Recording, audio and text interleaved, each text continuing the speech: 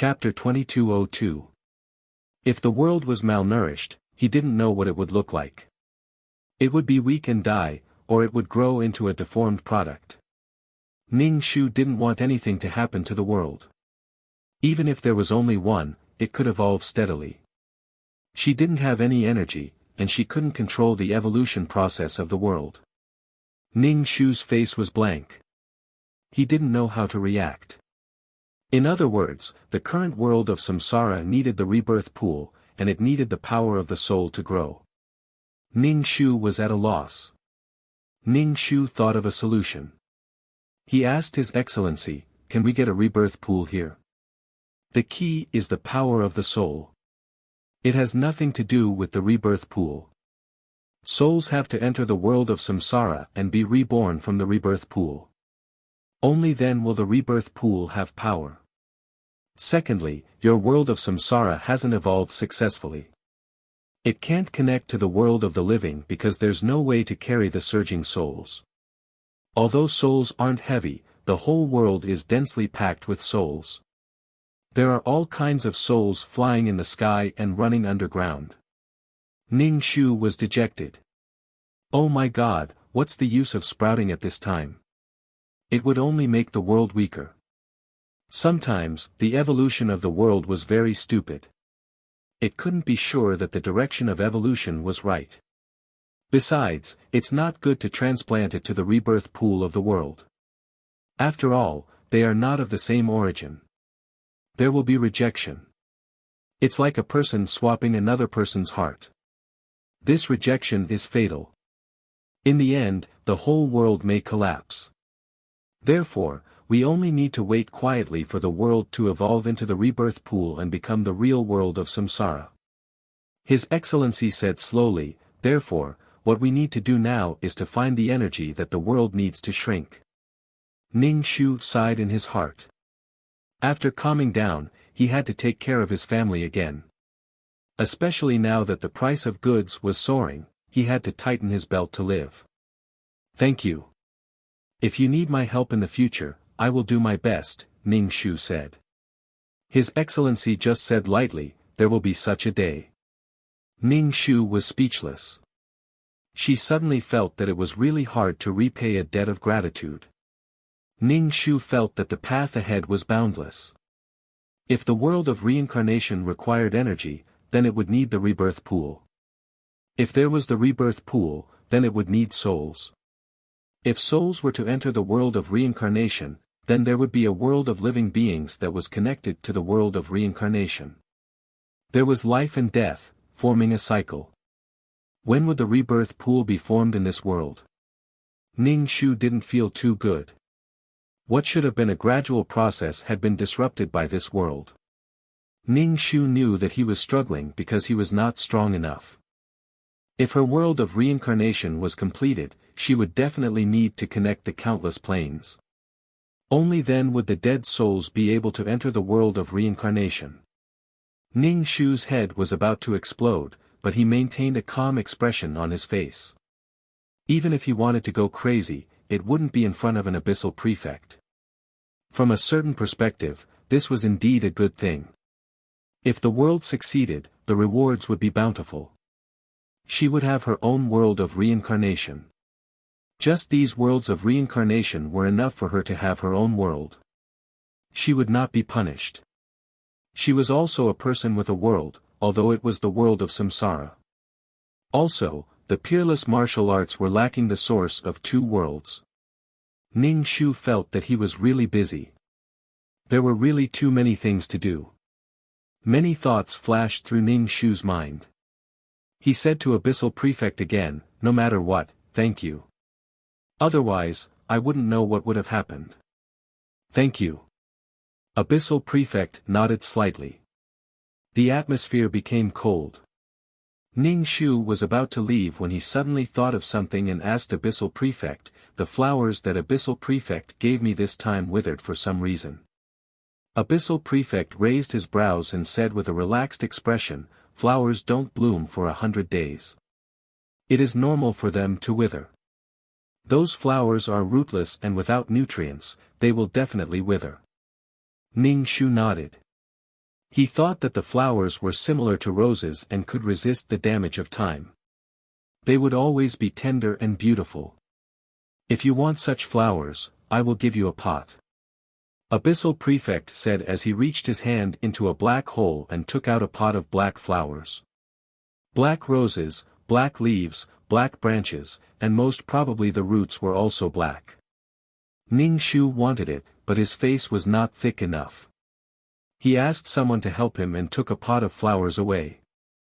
Ning Shu asked, I don't know what kind of nutrients this kind of flower needs. Nourishment.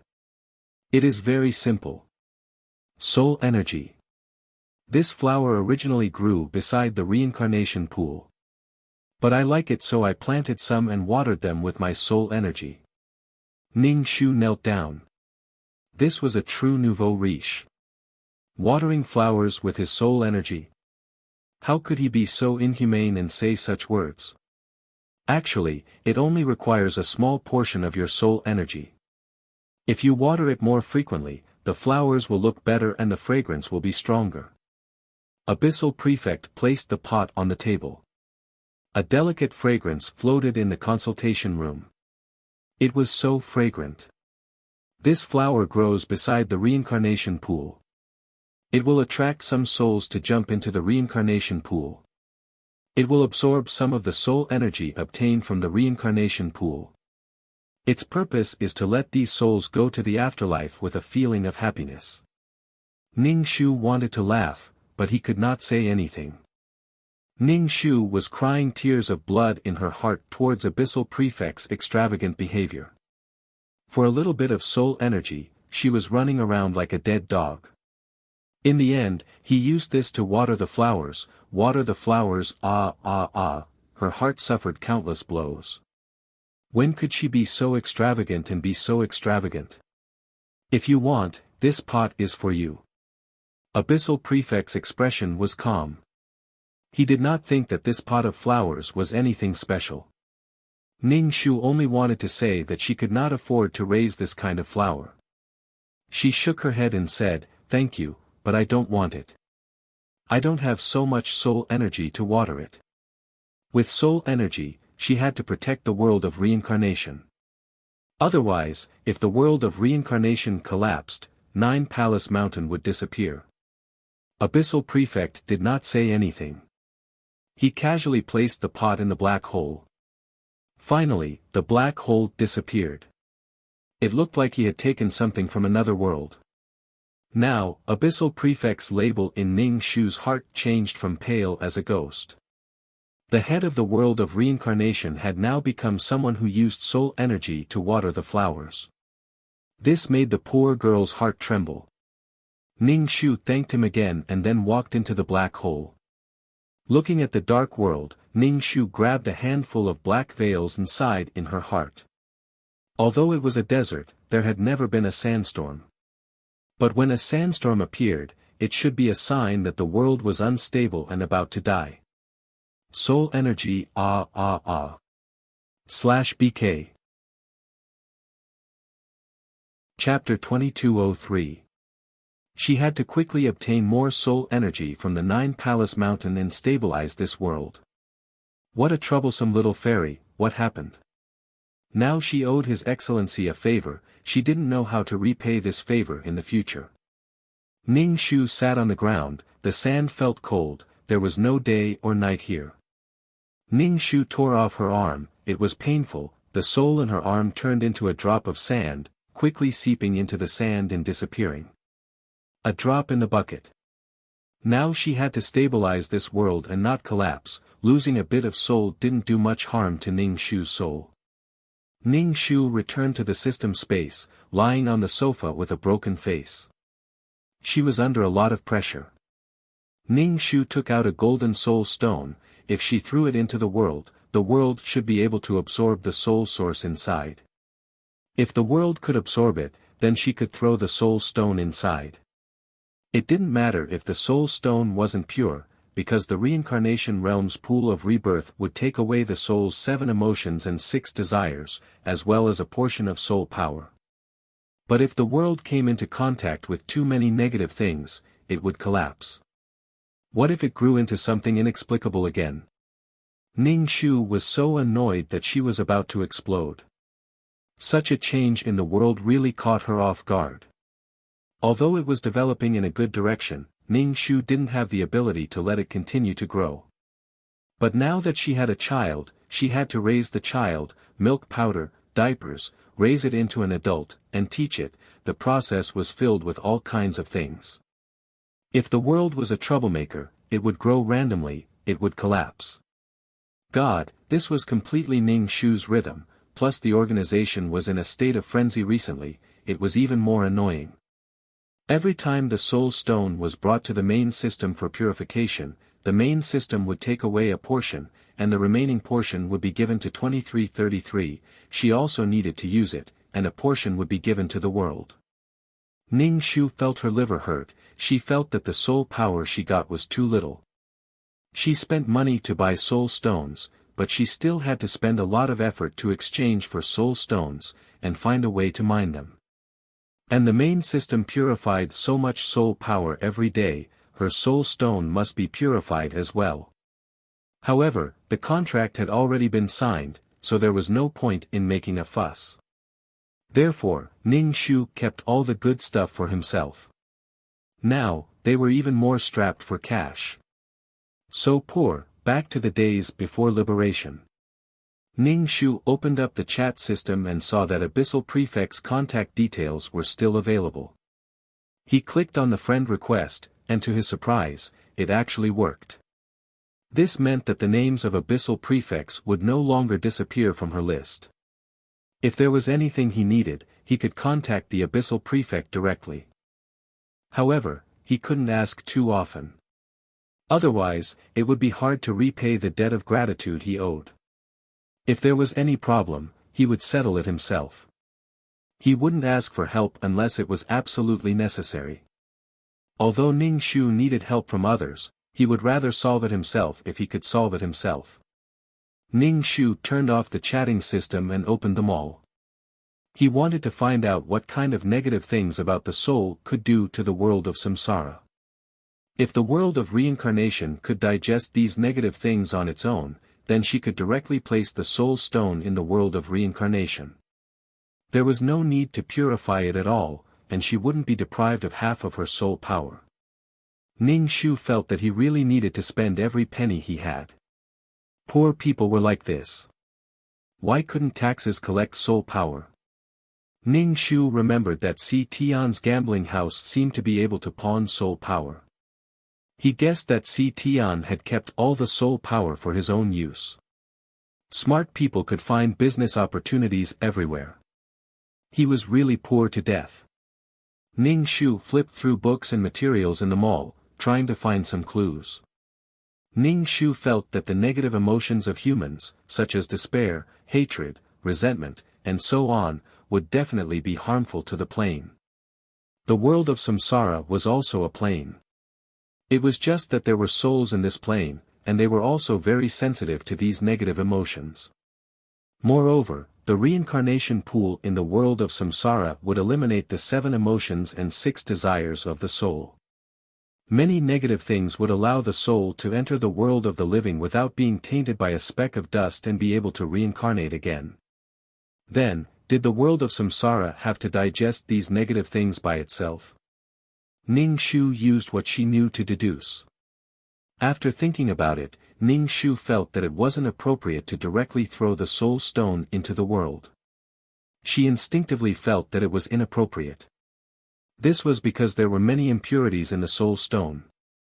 If something happened to the plane, the current world was like a baby. Any harm from the outside world would affect it. These negative emotions were like a virus. If it was infected, it would be fine if it could survive. If it couldn't, it would collapse. Therefore, she still needed to send the soul stone to the main system to be purified and feed the world with purer soul power. When the world was slightly stronger, she would try to use the soul stone to make it have resistance. Since she had decided, Ning Shu didn't have much hope. Now that she was more cautious and invested more, there wouldn't be any problems. When the time came, she would absorb less and distribute more to the world. Then, she would have to find more soul stones, and she had to find better quality ones. Now, she had to feed herself and a world. She was fucking exhausted. Ning Shu tried to think in a positive direction. In the future, she would have 2 worlds, 3 worlds, 4 worlds, countless worlds. Just thinking about it made her excited. Next, she would prepare to go to the spatial city to learn about the spatial laws. She also had to bring the handwritten notes from the auction. Although the drawings were abstract, what if they were useful? The spatial laws were very intangible. It wasn't like the water laws, which could be touched. After learning this, Ning Shu planned to go to the second level of the 9-Palace Mountain. Ning Shu felt that the first level didn't have anything she wanted. Now that she had one more to feed, the more the better. She would try her best to get something better. Thinking of this, Ning Shu's heart was filled with joy. Life was full of hope and ambition. She had goals and plans. Her life was fulfilling. After living for so long, Ning Shu didn't feel bored. She also felt that she didn't have enough time. Ning Shu appeared in the spatial city. As soon as she entered the spatial city, it was as if she had seen a kaleidoscope. All kinds of spacetime and space twisted and twisted. It was completely confusing and made her feel very irritable. The city of water felt like it was going to drown her, and the city of fire felt like it was going to burn her soul. The spatial laws didn't affect the pain of the soul, but this feeling of powerlessness could devour a person. There was no end to it, and it made her feel frustrated and desperate. /BK Chapter 2204. For example, Ning Shu clearly saw herself standing at the entrance of the restaurant. She was about to cross the threshold, but in the end, she was no longer in the restaurant. The restaurant had run to the street behind her. Moreover, Ning Shu couldn't walk over no matter what. She didn't step into that space. This was a little awkward. She couldn't even enter the restaurant. Even if she wanted to enter, she would have to master some spatial laws. Ning Shu scratched her head and ran towards the restaurant. It was right in front of her, but she couldn't run over. Moreover, Ning Shu was sure that she had run a very long distance. Ning Shu had no choice but to sit down and take out the handbook to have a look. However, she still felt that it was very abstract. This mission enforcer must be a fan of abstract art. Otherwise, what kind of drawings were these? Ning Shu sat on the ground and pondered. She began the process of learning the rules from Little White. She didn't know who the law incarnation of this city was. It seemed like it had never appeared before. It also didn't appear in the group. It was noble and cold. If there wasn't a law incarnation, everyone who cultivated here could become a law incarnation. Ning Shu vaguely felt that this city had a master. This was a connection between the laws. However, the person wasn't here. Now, she should think about how to enter the restaurant. Even if she wanted to eat something, she couldn't eat it. Ning Shu put away the abstract art. Without reaching that realm, she couldn't understand it. Ning Shu walked and walked and walked. In the end, she successfully got lost. Now, she couldn't even see the restaurant. She was dazzled by all kinds of things. Her eyes were about to go blind. She went from one space to another, completely unaware of what she was doing. Ning Shu was lying on the ground. Someone even walked past her and glanced at Ning Shu, who was lying on the ground. These people were obviously newbies. They couldn't even enter the restaurant. Ning Shu climbed up from the ground and sat up. I'm willing to lie like this. I'm comfortable. Ning Shu ignored the gazes of others. After they left, she climbed up and continued walking. Ning Shu released his spirit and looked around as he walked. He even left some traces of water to see if he was taking a detour. Learning the law of space was truly a blur. He could not make heads or tails of it at all. He felt as if his entire being was shrouded in clouds and mist. He often wondered who he was, what was he doing, where was he, and where was he going. His sense of space-time was messed up, and he was at a loss. Ning Shu's head was full of question marks. He was truly at a loss. It was no wonder that it was a high-level law. This kind of law was known as a divine law along with the law of time. It had caused Ning Shu to fail. After a long time, Ning Shu's mind was confused. The confusion of his senses had seriously affected Ning Shu. Ning Shu simply sealed off his senses and randomly walked around. In any case, he couldn't comprehend the laws of space, so it didn't matter if he didn't see or hear anything. She was fearless. If she really couldn't reach the second level of Nine Palace Mountain, she decided to mine on the first level. Although it was dangerous, she had a barrier to protect herself. If she really couldn't do it, she would exchange for some armor and carry a hoe to mine. With a pop, Ning Shu felt as if she had entered another space. It was as if she had entered another bubble from one bubble to another. Once again, she began to walk in a circular motion. Sometimes, she even bumped into people. Ning Shu apologized. She couldn't see or hear anything. If she didn't use her spirit, she was a blind person. In the end, Ning Shu still failed. After walking for a long time, she felt extremely tired.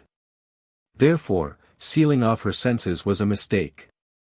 Since it was a space, there were space nodes. Once she found the space nodes, she could achieve a breakthrough. 2 nodes formed a line, and 3 nodes formed a sealed space. Ning Shu released her divine sense and looked at these spaces. She tried her best to find a way to break through. It couldn't be that she couldn't even buy anything in this city. The law of space was really perverted. Ning Shu's head was about to explode. In the end, she decided to do some physical work to relax her mind. Ning Shu opened the black hole and walked in, disappearing from the city of laws. Only this black hole followed her like a shadow. As long as she opened it, she could leave at any time and appear in the world of reincarnation. Ning Shu asked 2333 to prepare a defensive tool for her. She also asked 2333 to get her a weapon to mine. She really wanted to mine. The surroundings of the mine were very dangerous. Ordinary people couldn't mine at all. Therefore, Ning Shu had to do it herself. He exchanged for a soft armor, which could protect his soul to the greatest extent. He also exchanged for a powerful hoe, which could hoe anything like tofu. There were also nails and hammers, which could be used to knock out soul stones embedded in stones in a small area. Although the introduction didn't seem very reliable, the real situation should be reduced by 50%. The effect of 50% was already very good. It was like an advertisement. No matter how awesome it sounded, it was just an advertisement. Ning Shu carried the hoe and held the hammer in one hand. She prepared to enter Nine Palace Mountain to be a miner. Perhaps there would be some good quality soul stones in the mine. Perhaps there would be golden soul stones. She was a little excited just thinking about it. Ning Shu pressed her hand against the stone wall of Nine Palace Mountain and was sucked in. Appearing in the square, Ning Shu carried the hoe and headed towards the fish tank. If she really couldn't do it, he could carry the fish tank on his back and block attacks for her. The law of nothingness in the fish tank could fuse with anything anyway. Senior. A hoarse voice suddenly sounded. Even Ning Shu was frightened by this shrill voice. Ning Shu turned and saw the servant's expression as if he had seen his savior. His eyes lit up. Ning Shu raised an eyebrow. What was this? If one didn't know better, they would think that they had seen their mother. Senior. Although the servant was surprised that Ning Shu carried the hoe and hammer, he still ran over and anxiously said to Ning Shu, "Senior, please save my young master."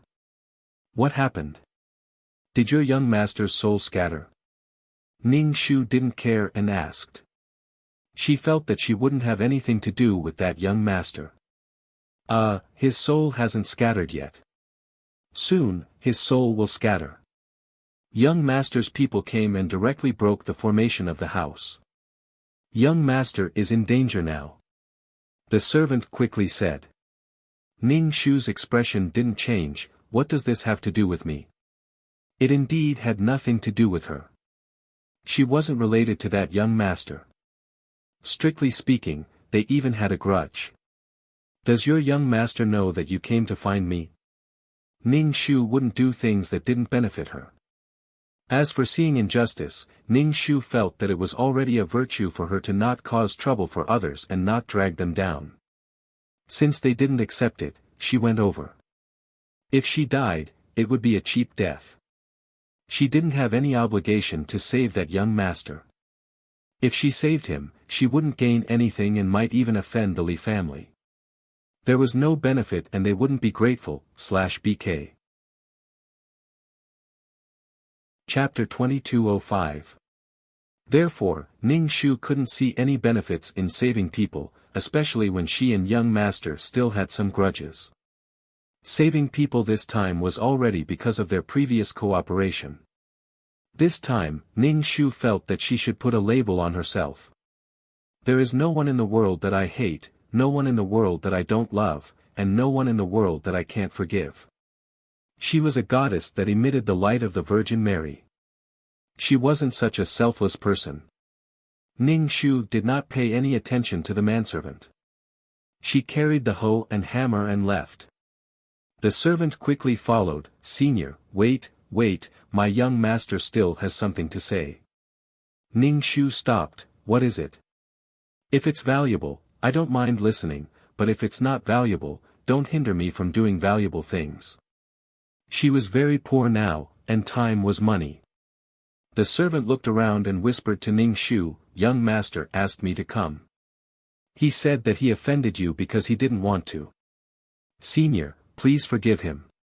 When this matter is resolved, young master will try his best to help senior find soul stones for the cooperation you mentioned. Ning Shu casually asked, did you say that, or did your young master say that? Don't tell me you're lying to trick me into saving your young master. Anyway, your young master is so dead, you might as well leave him. Senior, you may not know this, but I am in the same boat as the young master. If anything happens to the young master, the first young master will definitely cut the weeds and eliminate the roots. Although the second young master has a bad temper, he is also very good to me. For a servant like me to reach the Golden Core realm, the young master has given me a lot of resources. Ning Shu asked, is your young master retarded? One more strong person in the family means one more power to protect the family. Why fight among brothers?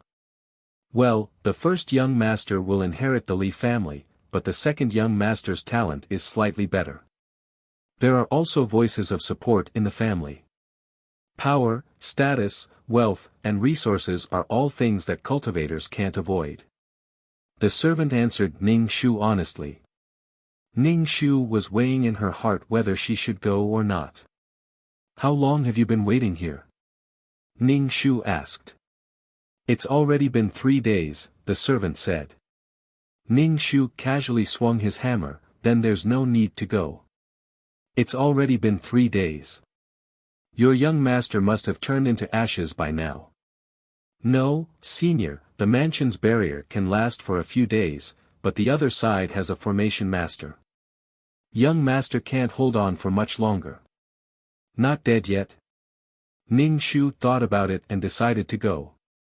After all, this young master was a native, and there were some things that she, an outsider, knew more about. Therefore, she had to find someone she could cooperate with. As for this young master, he could try to get in touch with him and see if they could work together. It's men who like to pretend. Wow, I have so many women. Wow, I'm so flirtatious to show off my masculine abilities. This young master was a pretentious prick, and he even found someone from the songstress club to fill up the scene. In the future, he wouldn't be able to pretend even if he wanted to because he was a spiritual body. The manservant quickly led the way for Ning Shu. When they arrived at the entrance of the house, they saw that there were several people surrounding the house. These people all had powerful auras. At the front was a guy wearing a jade crown. There was a purple gold belt around his waist. He had a dignified aura and looked extremely noble. These two brothers weren't related by blood, right? The eldest one looked quite handsome and was quite good-looking. As for the second young master, he didn't pay attention to him. He didn't leave a deep impression. Either his genes were mutated or he was swapped. Senior, that is the eldest young master. He came personally, but young master didn't dare to let him in. He could only activate the formation. Now, the formation is about to break. The manservant said softly to Ning Shu. Someone from the eldest young master's side also whispered into his ear. A pair of bright eyes looked towards Ning Shu.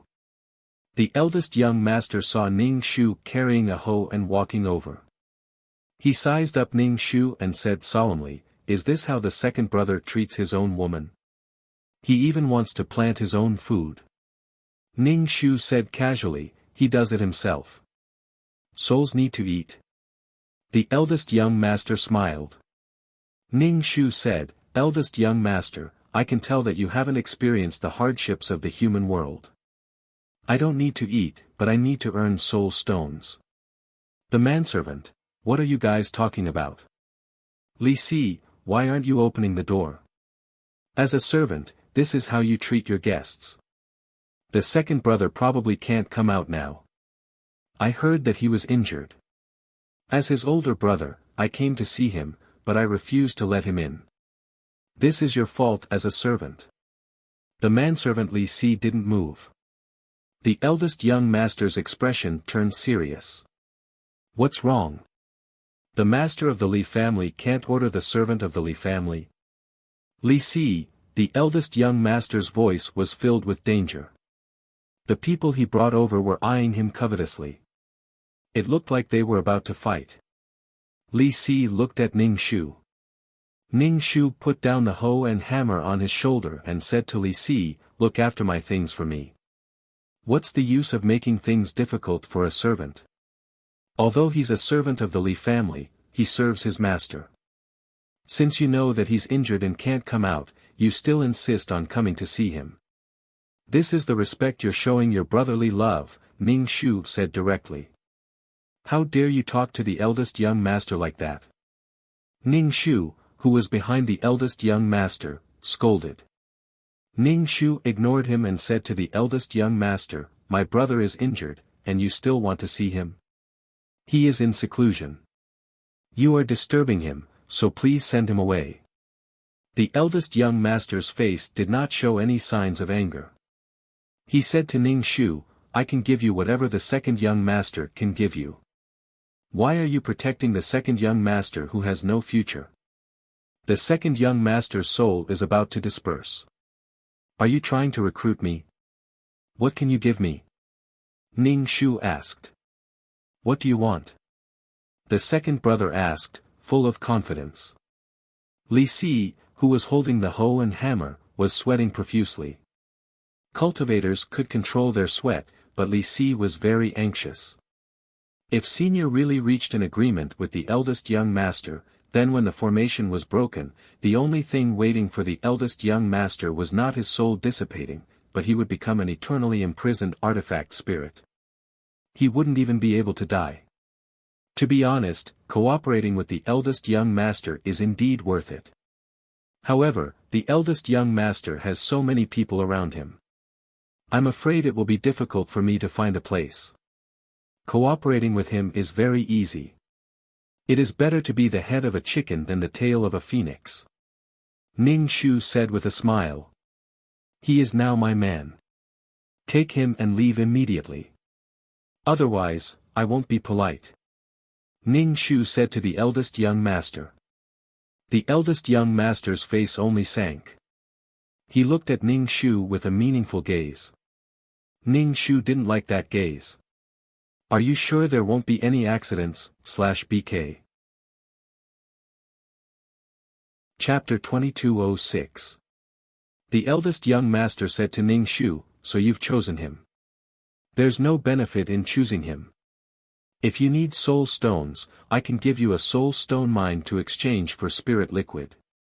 Capturing second young master alive will be your proof of allegiance. How about that?"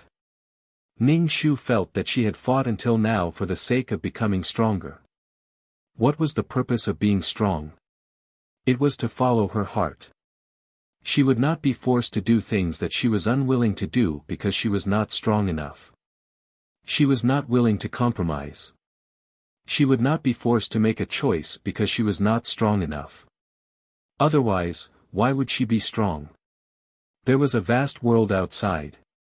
She wanted to be someone else's subordinate in a small world of the 9-Palace Mountain for a few soul stones. Why did she have to suffer so much? She could have dug the soul stones herself. At this time, she chose to leave with the eldest young master. Why did she work so hard to become stronger? She did not want to suffer for some small benefits. A strong person should have the heart of a strong person. Even if she was strong, her heart was weak. That was not a strong person. A strong person's heart was a strong person. Ning Shu said directly, "Hurry up and leave now. Otherwise, you might die here. I really like souls. I like them very, very much." The eldest young master also said directly, "You will regret it." Ning Shu could not be bothered to say anything. He flicked his finger and sent the eldest young master flying. She was cooperating with the second young master, but the eldest young master wanted to enslave her. It was as if using a soul stone mine to exchange for spirit liquid was a great favor to her. It was a deal, but it seemed like she was doing him a favor. She had never seen such a thing.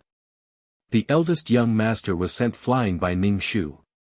He hit the wall and spat out a mouthful of blood. Eldest young master. When the servants saw that their master was injured, they rushed towards Ning Shu with their magic weapons. Ning Shu waved her hand and a water enchantment was set up in front of her. These people who rushed over directly hit the enchantment and bounced back. Unwilling to give up, Ning Shu rushed forward again. Ning Shu directly used a barrier to wrap them up. The barrier slowly shrank, and the pressure within the barrier continued to increase. It directly ruptured the blood vessels of these people, causing them to spew out blood. If this was the law of space, then these people would have been crushed to pieces by now. Ning Shu filled the bubble-like enchantment with compressed water, which could drown even self-cultivators. These people struggled in the enchantment, unable to breathe. Cultivators could stay in ordinary water for a long time. Although it was not as easy as walking on flat ground, they would definitely not drown. The eldest young master looked at the strength of Ning Shu's hand and spat out blood as he looked at Ning Shu. "I'm from the Li family. It doesn't matter. If you have the ability, come and find me." Ning Shu broke the enchantment bit by bit. The followers trapped in the enchantment fell to the ground and breathed with all their might like dying fish. "I didn't kill these people not because I didn't dare to, but because he's from the Li family. If there's a next time, I'll cripple your bone structure and make your talent, which is inferior to his, completely disappear." "You can try," Ning Shu said coldly. The eldest young master touched his chest and stood up. He wiped the blood from the corner of his mouth. "The mountains will not change, and the rivers will flow. There will be a chance to meet again." Ning Shu did not care. "If you want revenge, come and find me." The eldest young master released the spirit ship and flew on it. The other followers followed, and in an instant, the spirit ship flew away without a trace. When the eldest young master was far away, the door to the house opened. The second young master's spirit body poked his head out. When he saw that the eldest young master had left, he heaved a sigh of relief. When he saw Ning Shu, he hurriedly cupped his hands to Ning Shu. "Thank you for saving my life." Ning Shu casually acknowledged. He would not help him kill the eldest young master and let this guy get away with it. And that's how you thank me for saving your life. Pai Lupi's words are really valuable. The eldest young master laughed. We're all friends in adversity. Don't you need soul stones? Let's all work hard to get soul stones. Ning Shu just looked at him. That means you have a lot of soul stones. I've already exchanged my soul stones for spirit liquid. From now on, I have no use for this spirit liquid. I still have to use it to exchange for soul stones. The eldest young master hurriedly shook his head. I don't have any soul stones. I really don't. I'll use the spirit liquid to exchange with others. How much spirit liquid do you have? I'll help you exchange for some soul stones. Consider it my gratitude for saving my life. Ning Shu raised his eyebrows and took out the space in his ring. There are spirit liquid bottles in here. Help me exchange for them. The eldest young master, just how much spirit liquid do you have? The spirit liquid that he was forced to exchange with her was all in his hands.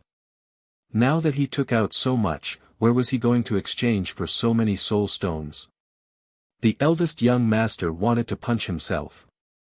There were a few soul stone mines in the family, but they all belonged to the family.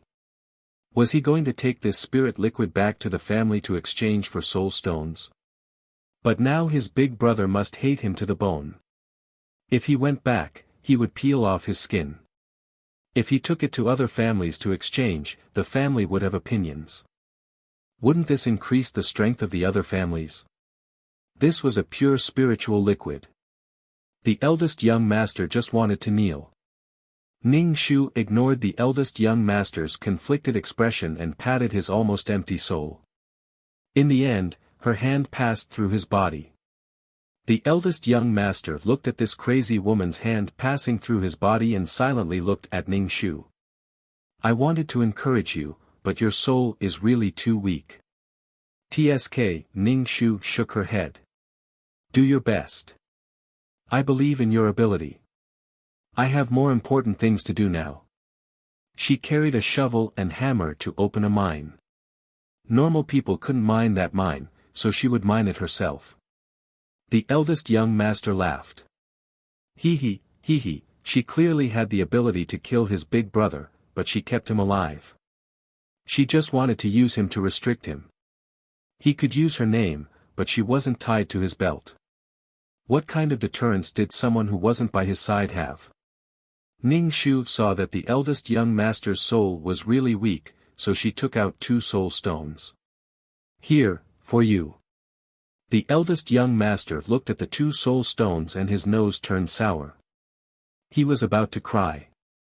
How did he become so poor? This woman took all the soul stones for him.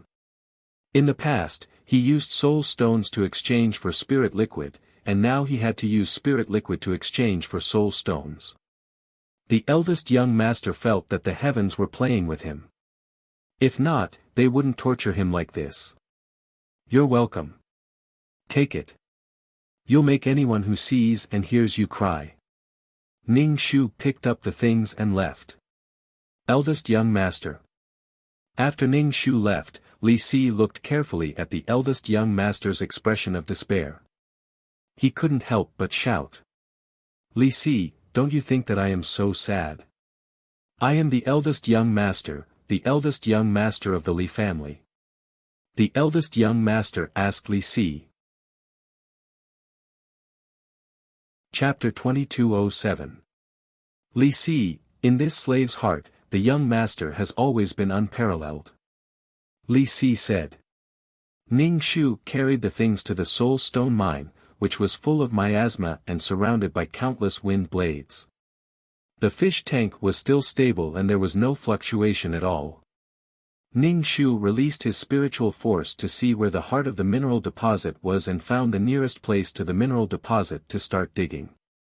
However, the miasma here is so powerful that even the spiritual force can't penetrate it and is swallowed up.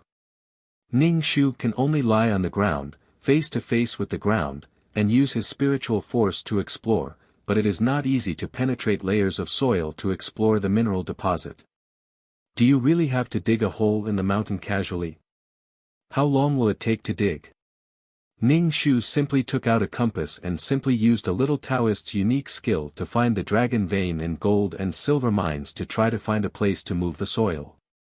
However, when the compass was taken out, the pointer turned like crazy and it was useless. After all, the soul stone is formed by the soul and the attribute is yin, which is why the compass is like this. A wind blade slashed on Ning Shu's body, but with the protection of the soft armor, although it is a little painful, it is not much damage. The spiritual force can't penetrate, the compass is useless, what can he do? He observed the terrain and then pointed with his finger at random, gold choose silver choose, I chose the kerosene lamp. Ning Shu pointed to a hill, well, let's start digging here. Ning Shu took the hoe and began to dig, but this hoe is really a bit powerful. It doesn't take much effort to dig.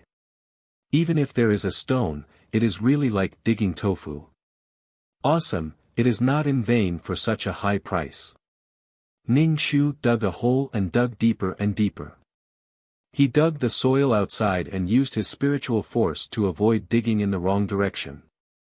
Although the soil layer will affect the penetration of spiritual force, at least he can see the situation in front of him.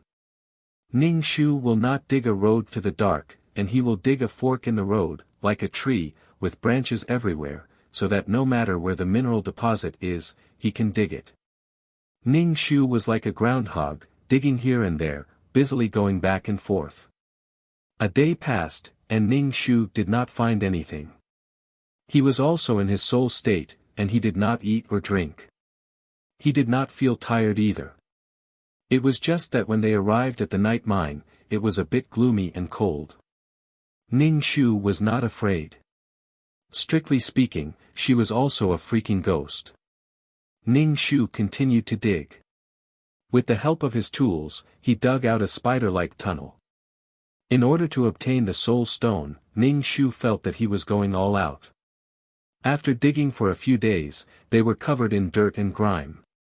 If they weren't using shovels, they were using hoes and all kinds of tools. Could it be that this soul stone mine was a fake soul stone mine? The map indicated that this was a soul stone mine. Had he been cheated? The people here had their own methods of detecting mineral veins. What if the detection was wrong?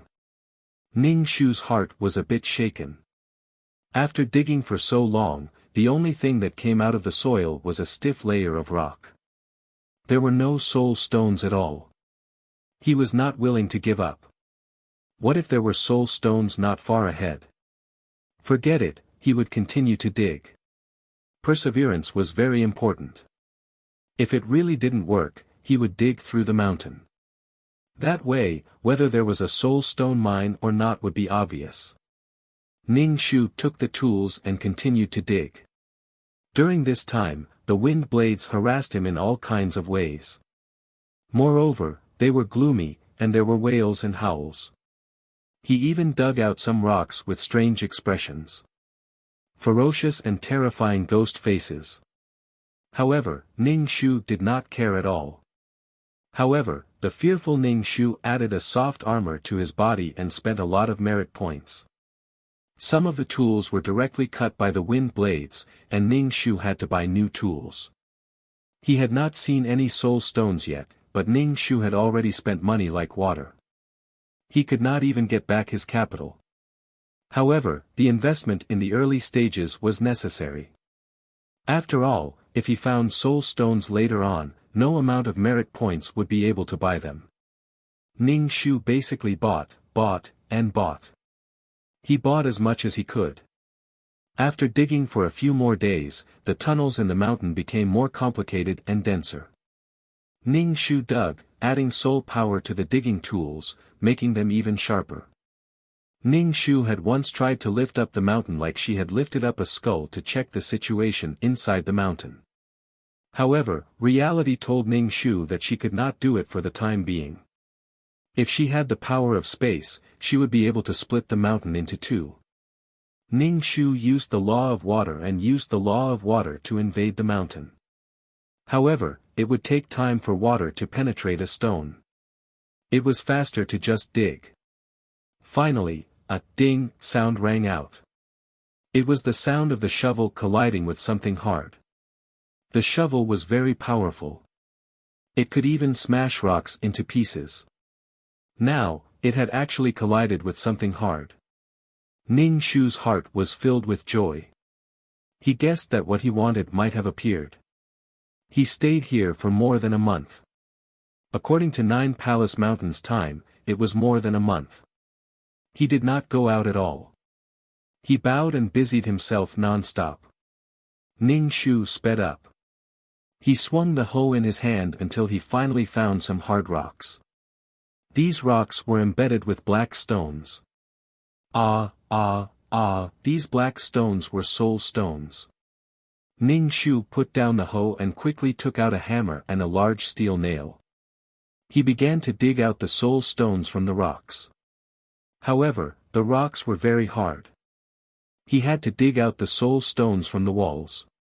Ning Shu didn't think it was a big deal. She picked up the hammer and began to chisel out a soul stone of average quality. Ning Shu also felt that it was not bad. After all, if he found a soul stone, there would be better quality soul stones. The cave was filled with the sound of clanking and Ning Shu humming. Ning Shu collected all the soul stones that were dug out. One more soul stone meant one more soul power. It could feed the world more energy. Ning Shu was almost trying to earn money from the milk powder. He desperately dug out soul stones from the walls. The deeper he went, the better the soul stones. There were not as many impurities. Ning Shu kept everything, no matter if it was good or bad. The more, the better. He was too satisfied. Ning Shu felt really tired and couldn't concentrate anymore. Ning Shu sat down to rest for a while and strengthened the barrier around her. She dug in front. After digging for a distance, she would turn around and pull the fish tank to her side. At least the fish tank could block a lot of attacks for her. Some attacks accidentally entered the fish tank and were quickly devoured. Therefore, holding the fish tank at the back was also very good.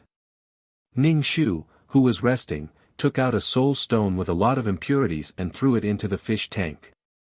It was directly devoured by the laws in the fish tank. After resting enough, Ning Shu continued digging out soul stones. The clanking sounds continued. The quality of the soul stones now was very bad. There was a trace of golden soul origin in it. /BK Chapter 2208. There were golden soul stones in the mine. Maybe there were golden stones in the mine. Maybe he could dig out some golden soul stones. Thinking about it made him a little excited. It was as if Ning Shu had been injected with chicken blood. Not to mention how excited she was, she began to knock on the table.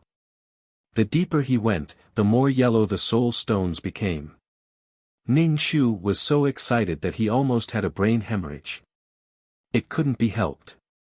He was too inexperienced and too poor. It was so exciting to suddenly become rich. Ning Shu dug in excitedly. The most important thing now was these golden soul stones. Drip, drip, drip. Ning Shu was chiseling through the hard rock wall when she heard the sound of water dripping. She looked up and saw a dazzling golden light.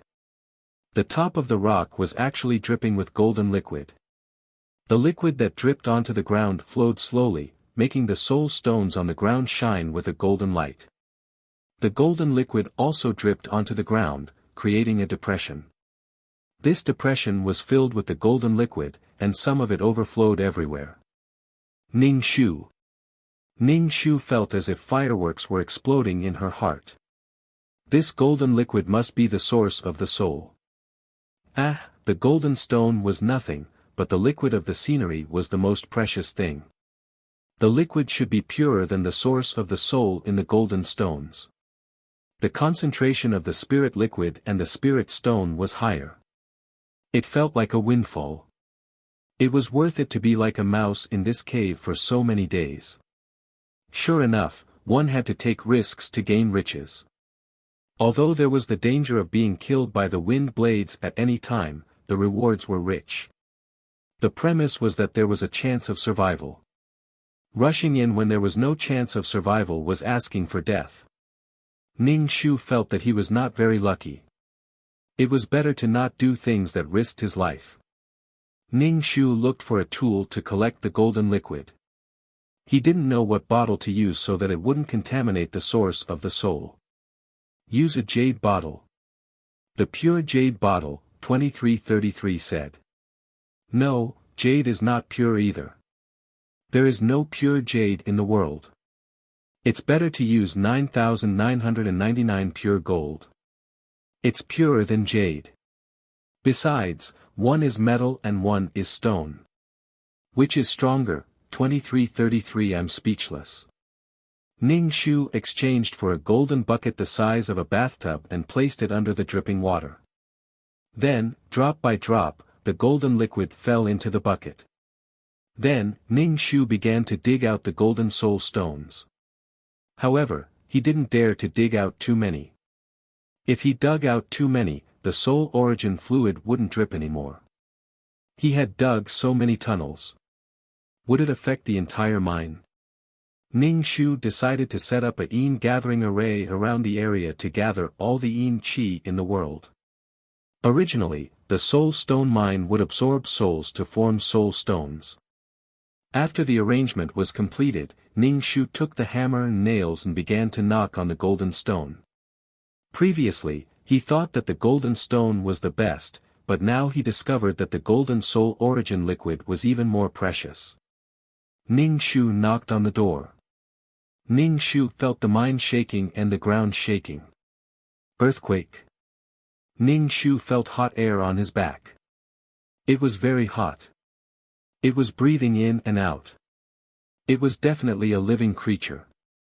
Could it be that there were other monsters hiding in the mine?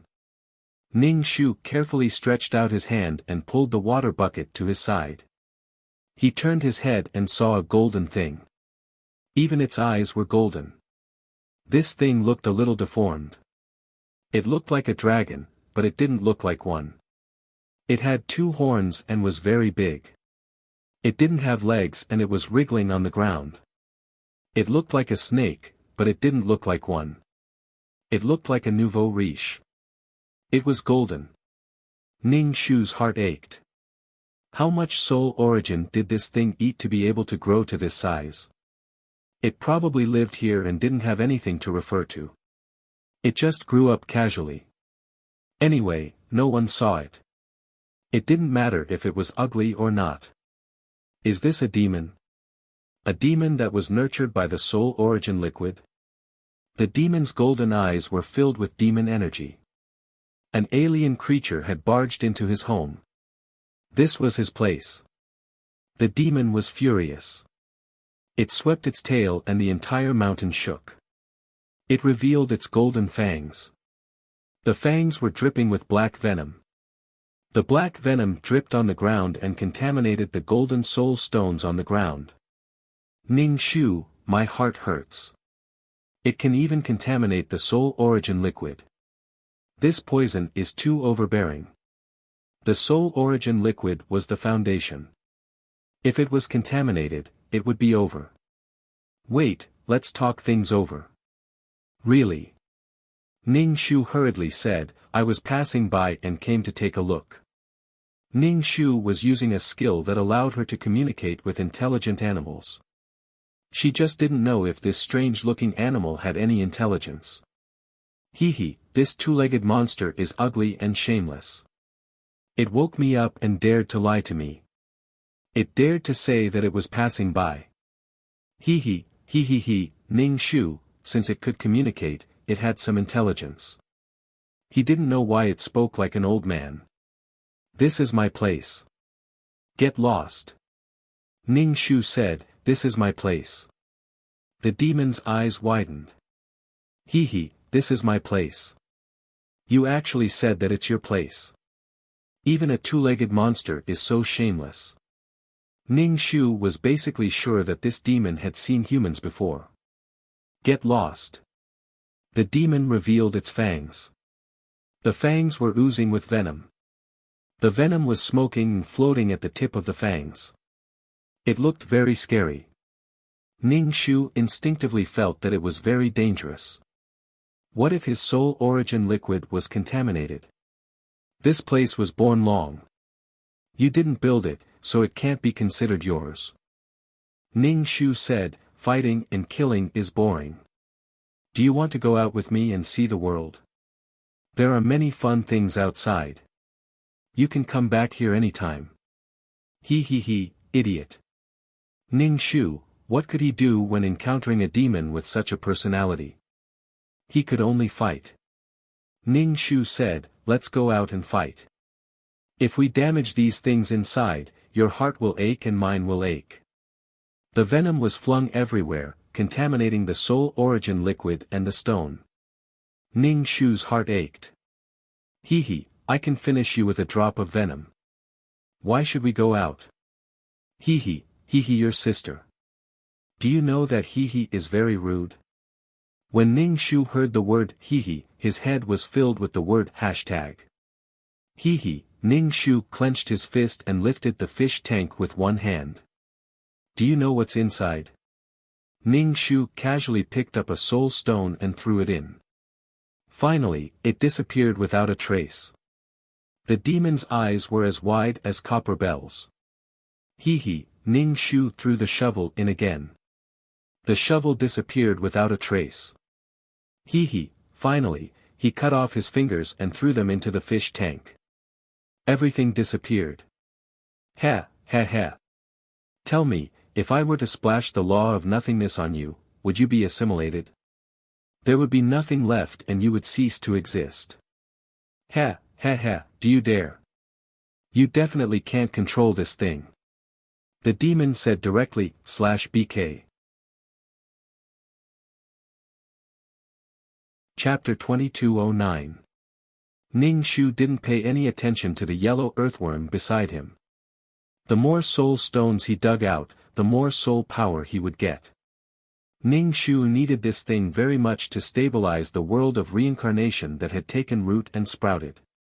Instead of bickering with this monster, it was better to dig out more soul stones. She wouldn't retreat from this soul stone mine because it was too precious. This monster wouldn't retreat either because it couldn't bear to part with the soul stone liquid here. They confronted each other like this, trying to get as many soul stones as possible. The earthworm jumped into the golden bucket and drank all the soul stone liquid accumulated in the golden bucket in one gulp. Fuck. Ning Shu grabbed the earthworm. I'll strangle you to death and spit it out for me. Drop by drop, he had finally accumulated a little bit of soul stone and this guy had eaten it all. I've already eaten it and can't spit it out. What's in my stomach is mine. The earthworm said directly. I'm not saying that you dig yours and I'll eat mine. Ning Shu threw the earthworm on the ground and squashed it with his foot. I just don't want to kill you because you're a monster and it's not easy for you to form your own intelligence. Do you think I won't do anything to you? Bah, you snatched my things and then you act like you're doing me a favor. Do you think I'm stupid? If this wasn't the best soul stone mine I've found, would have polluted this place long ago so that you won't get anything. Greedy and disgusting two-legged monster. The earthworm struggled under Ning Shu's foot and shouted. If you have the ability to defend it, I won't say anything if you kill me. But you obviously can't beat me now. This place doesn't belong to you. Maybe there were other monsters before and they were killed or driven away by you.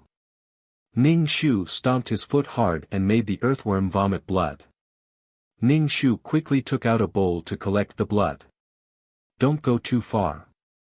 If you're angry, I'll pollute the things here. You're guilty. You're not the first person to occupy this mine. I don't want to kill you. If I really want to kill you, I'll take you out and purify your blood. Then, we'll be fine. But if you really want to do that, then I'll have to take your corpse. Ning Shu had a better impression of gremlins than humans, but that was all. Nonsense, I'm the first one. What's the point of fighting for the first and the second? Ning Shu let go of her foot and set up a barrier around the golden bucket. She left a hole in the barrier for the soul stone liquid to drip in. However, if the earthworm wanted to drink the soul stone liquid in her bucket again, it could dream on. Ning Shu ignored the gloomy earthworms and continued to open the soul stones. Moreover, the soul stones that he opened were all soaked in soul stone liquid and were incomparably pure yellow. Hee, Ning Shu was speechless. This earthworm should have been hurt and abused by humans. Ning Shu had no interest in being his caring sister. Whatever you say, I'll pretend I didn't hear it. You two-legged monsters are disgusting. Ignored. You can't find it, so you want to enslave others to find it. Do you have to find maggots before eating shit and let the maggots lead you to find shit to eat? You are disgusting too. Firstly, we don't eat this. Secondly, it's because we can't find it that we need tools to find it. As Ning Shu spoke, her movements weren't slow. She became more and more proficient, and the speed at which she opened the soul stones became faster. Could it be that you have been enslaved to find something? Ning Shu guessed inwardly. Then, she had a look of realization. Don't tell me you have the ability to find soul stone veins. You feed on soul stones, so finding such things is your instinct. No, I've never been enslaved. It's just that many of our kind have been enslaved. They were all imprisoned by humans to search for soul stone veins. The earthworm hurriedly explained and ended up being exposed. Oh, so that's how it is. Ning Shu chuckled at the earthworm. You look like you're in despair after being abused. What kind of inhumane torture did you suffer? Perhaps a large family clan reared demons like this to search for soul stone veins. No wonder they could find a soul stone vein in a danger zone, but they couldn't mine it. Although they couldn't mine it, they knew that there was a soul stone vein here. Ning Shu initially thought that it was a fake soul stone vein. The earthworm sneered. If you have any ideas about me, I'll pollute the entire soul stone vein. Ning Shu sneered. If I have any ideas about you, let's not talk about this place. There were several danger zones that had soul stone veins that couldn't be mined. If there weren't any left here, Ning Shu could find another place to mine. That would be enough for Ning Shu to obtain a lot of soul stones. If there weren't any left here, she would go up to the second level. However, how many people had died and how many souls had been absorbed by heaven and earth to form so many soul stone veins? There were souls of spirit beasts and humans. Yet, there were children born on Nine Palace Mountain. Where did these children's souls come from? The humans on Nine Palace Mountain were basically cultivators who entered Nine Palace Mountain. Perhaps when she finished climbing Nine Palace Mountain, she would be able to find the answer to this strange question. The most important thing now was to excavate this vein and the soul stones. She had to prepare more soul energy for the world of reincarnation. Everything else would become clear. The earthworm saw that Ning Shu was ignoring him again. Speaking of which, this was the first two-legged monster that could communicate with him. He was also the person he hated the most for barging into his place and stealing his things. The earthworm faintly looked at Ning Shu's back and opened its mouth, revealing its fangs. The fangs were suspended with venom.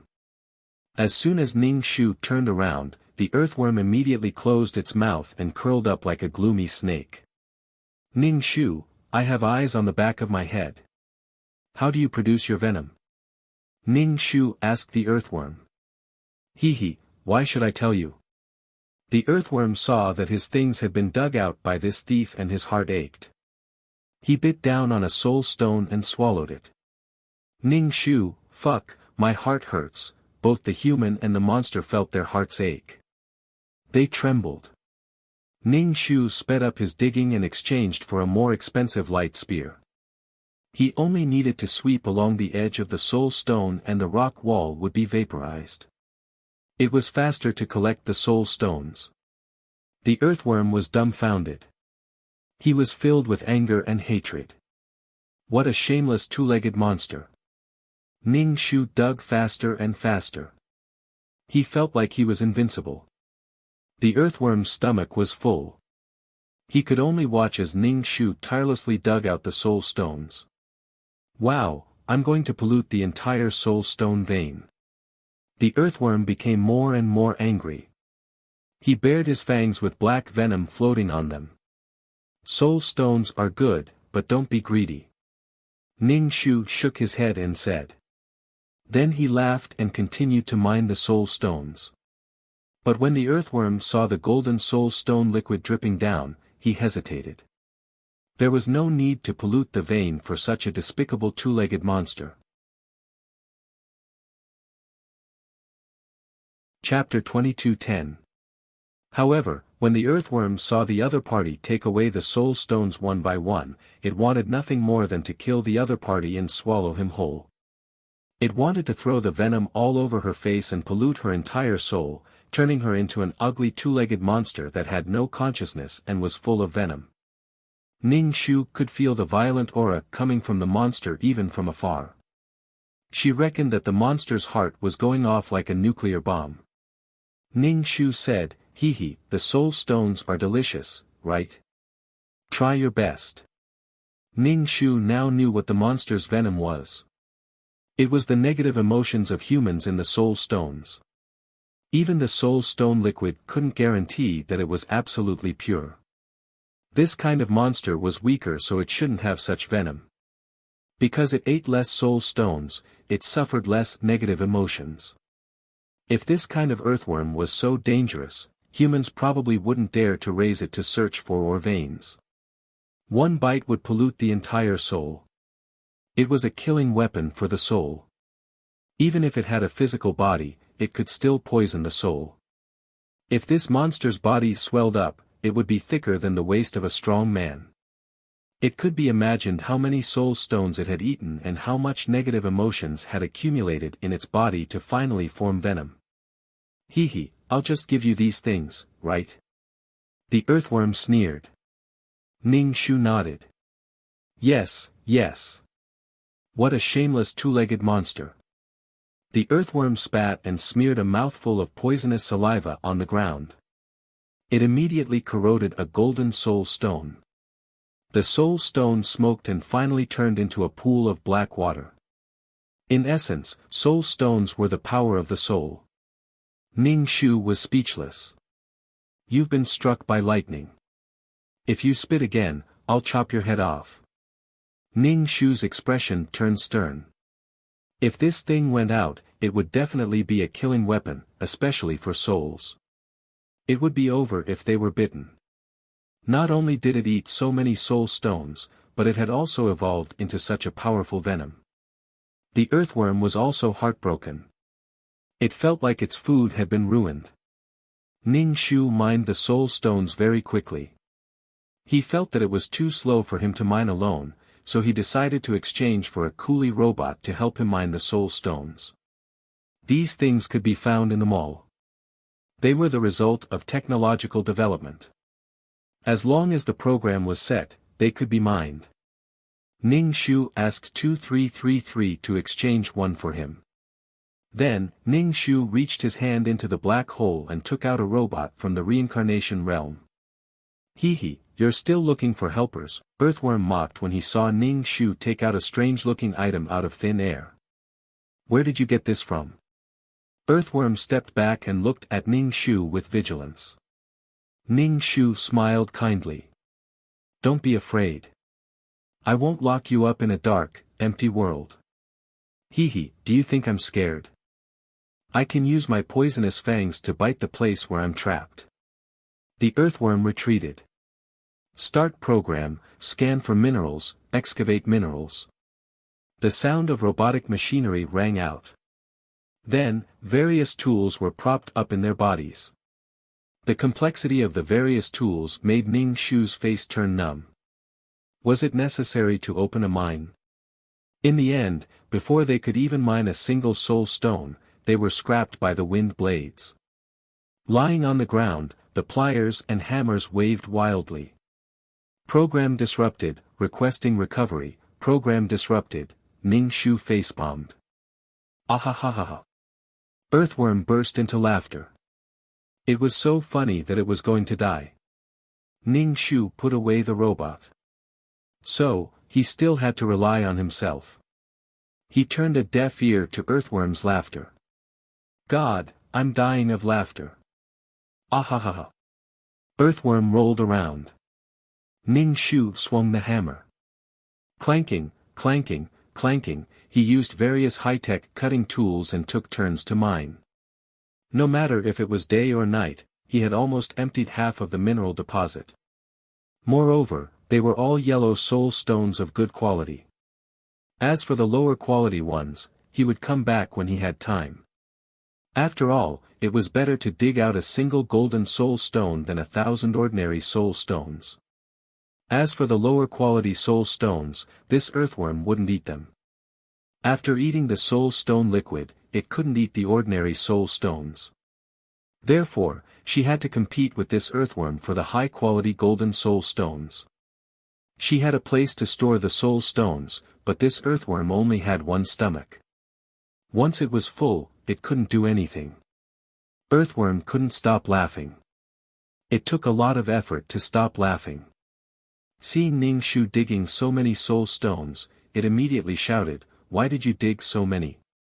Why? You eat yours, I'll dig mine. If you continue to make trouble, I'll throw you in here." Ning Shu pointed his finger and a black hole appeared in front of him. The black hole rotated slowly as if it could swallow the universe. Hee, do you think? Earthworm saw the black hole and was immediately grabbed by the neck. Its whole body trembled. Ning Shu withdrew the black hole. She wouldn't throw the earthworm into the black hole. If the earthworm's venom caused any harm to her world was just a small seedling. If it was poisoned by the venom, who would be responsible for anything that happened? She worked so hard for the sake of her world baby. She wouldn't lock this earthworm in her world for a moment of pleasure. She wanted to protect the world's safety and development. If she wanted to be happy, she would just kill it. Earthworm shrank to the side and subconsciously wanted to chuckle, but he stopped himself. Seeing that this intruder was about to empty his home, Earthworm felt hatred and despair in his heart. He secretly bared his fangs. "If you drip this venom on yourself, will you die?" Ning Shu asked without turning his head. Earthworm retracted its fangs. Hee, I'm not a fool. I won't put venom on myself. Ning Shu lived a dark life in the soul stone mine.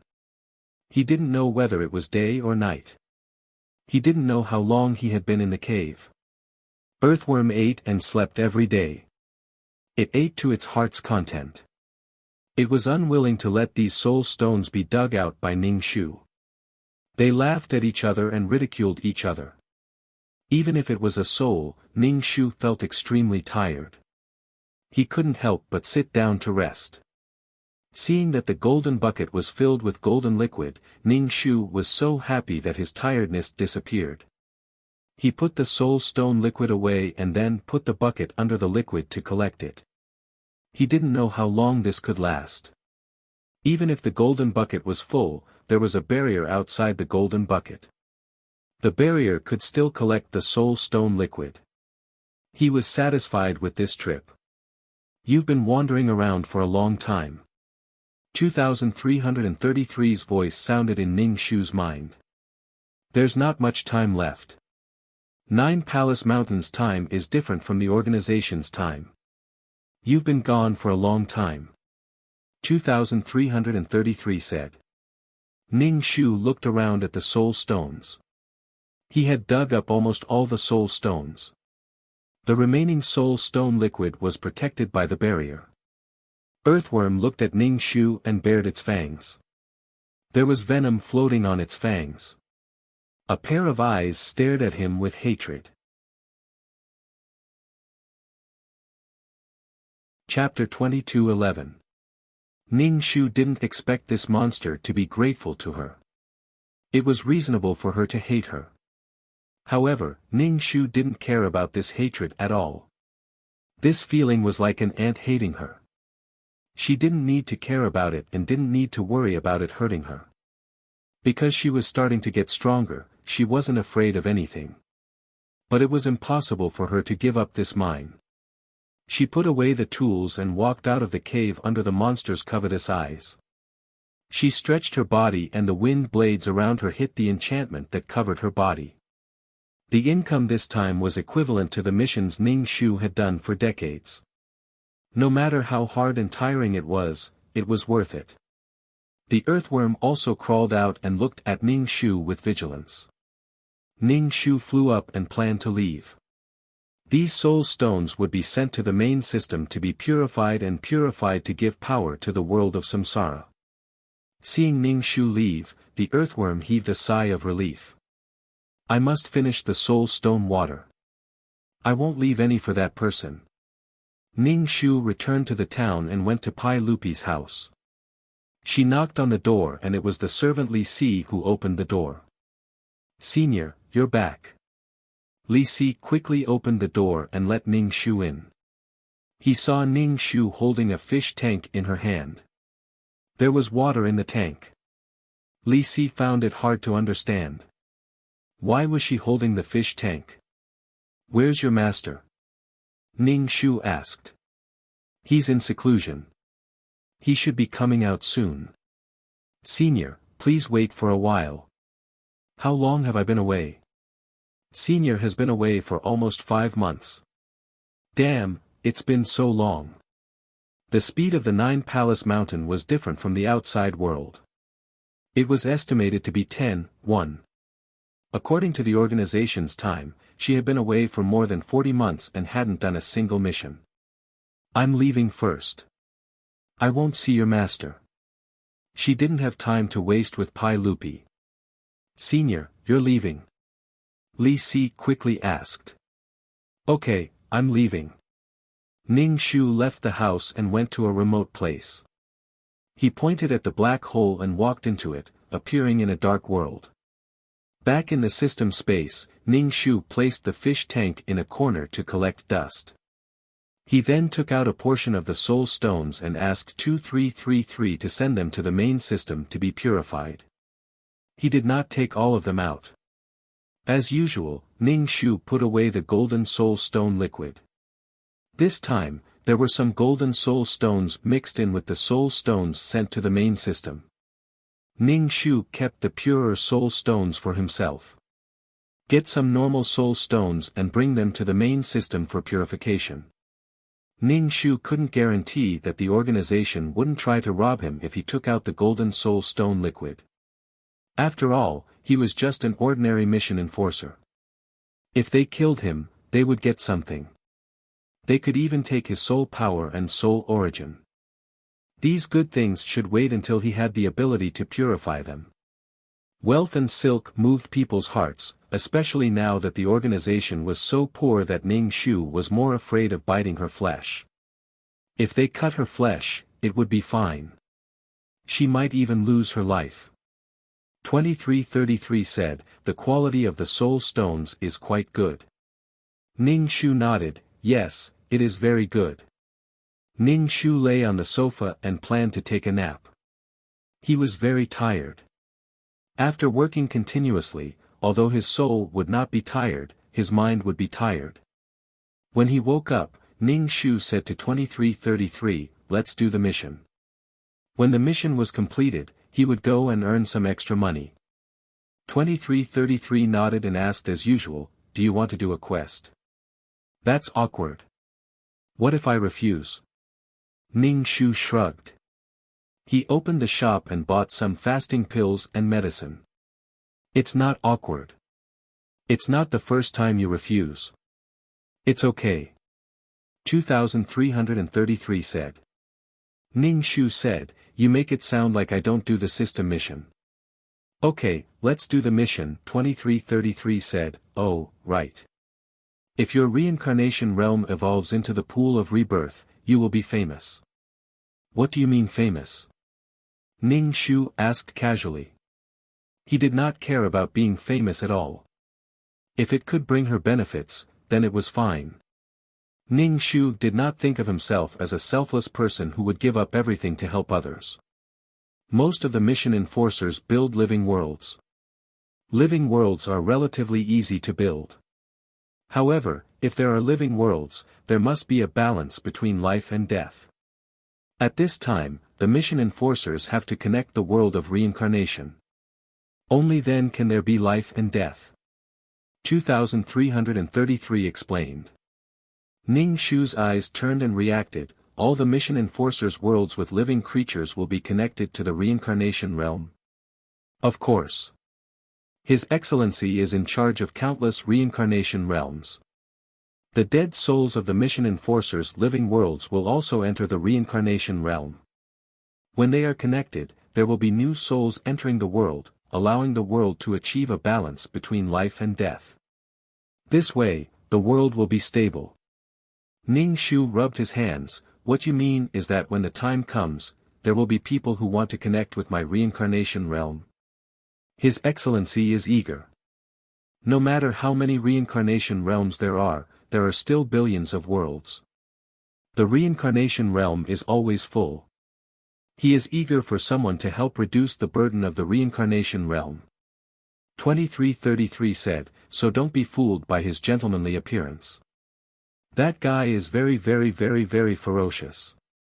No matter how ferocious he was, she did not offend His Excellency. Moreover, she did ask for his help. Even if he did not help, she had no choice. Helping was a favor. Not helping was her duty. She owed him a favor. If the pool of rebirth was really formed in the future, it would definitely accept souls to obtain energy for its world. Most importantly, Ning Shu saw that the reincarnation realm would bring him a lot of favors. If a mission enforcer successfully built a world and it was a world with living creatures, he would need to connect with the reincarnation realm to ensure the balance of his world. He would definitely find her and connect with the reincarnation realm. People who could build worlds were all experts. Ning Shu felt that he had diligently taken care of the fertile grassland and attracted many horses. He did not need to look for good horses and they would automatically come to him. Ning Shu decided to feed his world well. In the past, he did not care about it. Now, he would treat it as his treasure. The formation of this world was completely out of Ning Shu's expectations. From the start to the end, a world was formed. He was stunned. Another world was formed. He was still stunned. He was like a child who fell from the sky. He just kept eating. He would eat whatever was good and now he wanted soul energy. As for the world of living creatures, he only wanted the source of the world. One was picky about food and the other ate everything. When the reincarnation realm was completed, Ning Shu could just sit there and collect soul energy. The pool of rebirth would take away the 7 emotions and 6 desires and karma. It would also take away a portion of soul energy. Apart from the soul energy that the world needed, some of it would be hers. No wonder His Excellency was so rich that he used soul energy to water flowers.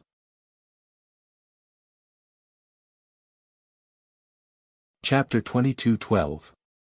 To put it simply, she wanted to be rich and be friends with strong people. Even if they weren't friends, they could just nod their heads and people wouldn't look down on her. More importantly, she could get rid of the shackles of being a mission enforcer. She was gradually getting stronger. The premise was that she had to protect this seedling until it became a real reincarnation world. Ning Shu calmed herself down. It was too early to be happy. Before she succeeded, nothing was set in stone. She had to do her best. Ning Shu originally wanted to do missions, but now she was a little excited. Forget it, she should go and learn the space law. The space law already had a law incarnation. She couldn't become this law incarnation. However, it didn't mean that she couldn't learn this law very well. However, she would be suppressed when facing the space law incarnation. Even if someone had a good understanding of the water law, they would be suppressed when facing her. The law incarnation represented the law itself. You want to break through your own law if you're learning this? Ning Shu felt that she should slowly start learning the law. After all, she was someone who couldn't even pick up the trash of a plane. A plane contained many laws: time, space, metal, wood, water, fire, and earth. If she didn't learn, she wouldn't even be able to pick up trash in the future. She didn't know if picking up trash could make her rich. Ning Shu felt that the more she came into contact with, the weaker she felt. She didn't know that the world was vast and fearless.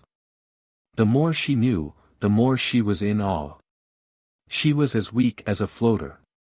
Moreover, she was getting busier and busier. The secret of Nine Palace Mountain hadn't been solved.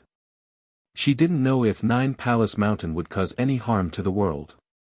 When she learned the space law, she had to open up a space to store the reincarnation world. Ning Shu was a little worried that Nine Palace Mountain would affect the reincarnation world. Ning Shu felt that she could give up on Nine Palace Mountain, but she couldn't give up on the reincarnation world. She had to prevent unnecessary harm.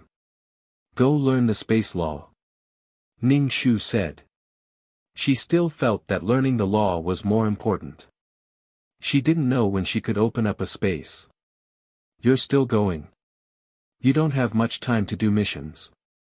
2333 said, I think it's because we've killed a lot of normal quest takers this time. Many mid-tier quests require people to complete. With your ability, you can complete a few of these quests in a row. Once you're done, you can continue to roam around. It's still safer to do it. Who knows what the organization will do if you don't complete it? Completing missions to repair planes is the job of quest givers. Since you don't want to complete the mission, they might just kill you. Don't try to reason with them, 2333 said. Ning Shu felt that the organization had been filled with murderous intent recently. If he were to fail because of this, he would feel wronged. He was only one step away from success. Ning Shu would vomit to death. Then he would go and do the quest. Most people wouldn't be able to withstand such a high-pressure environment, but as mission enforcers, everyone's hearts were still relatively resilient. 2333 sent Ning Shu flying out of the space, and Ning Shu fused into a body.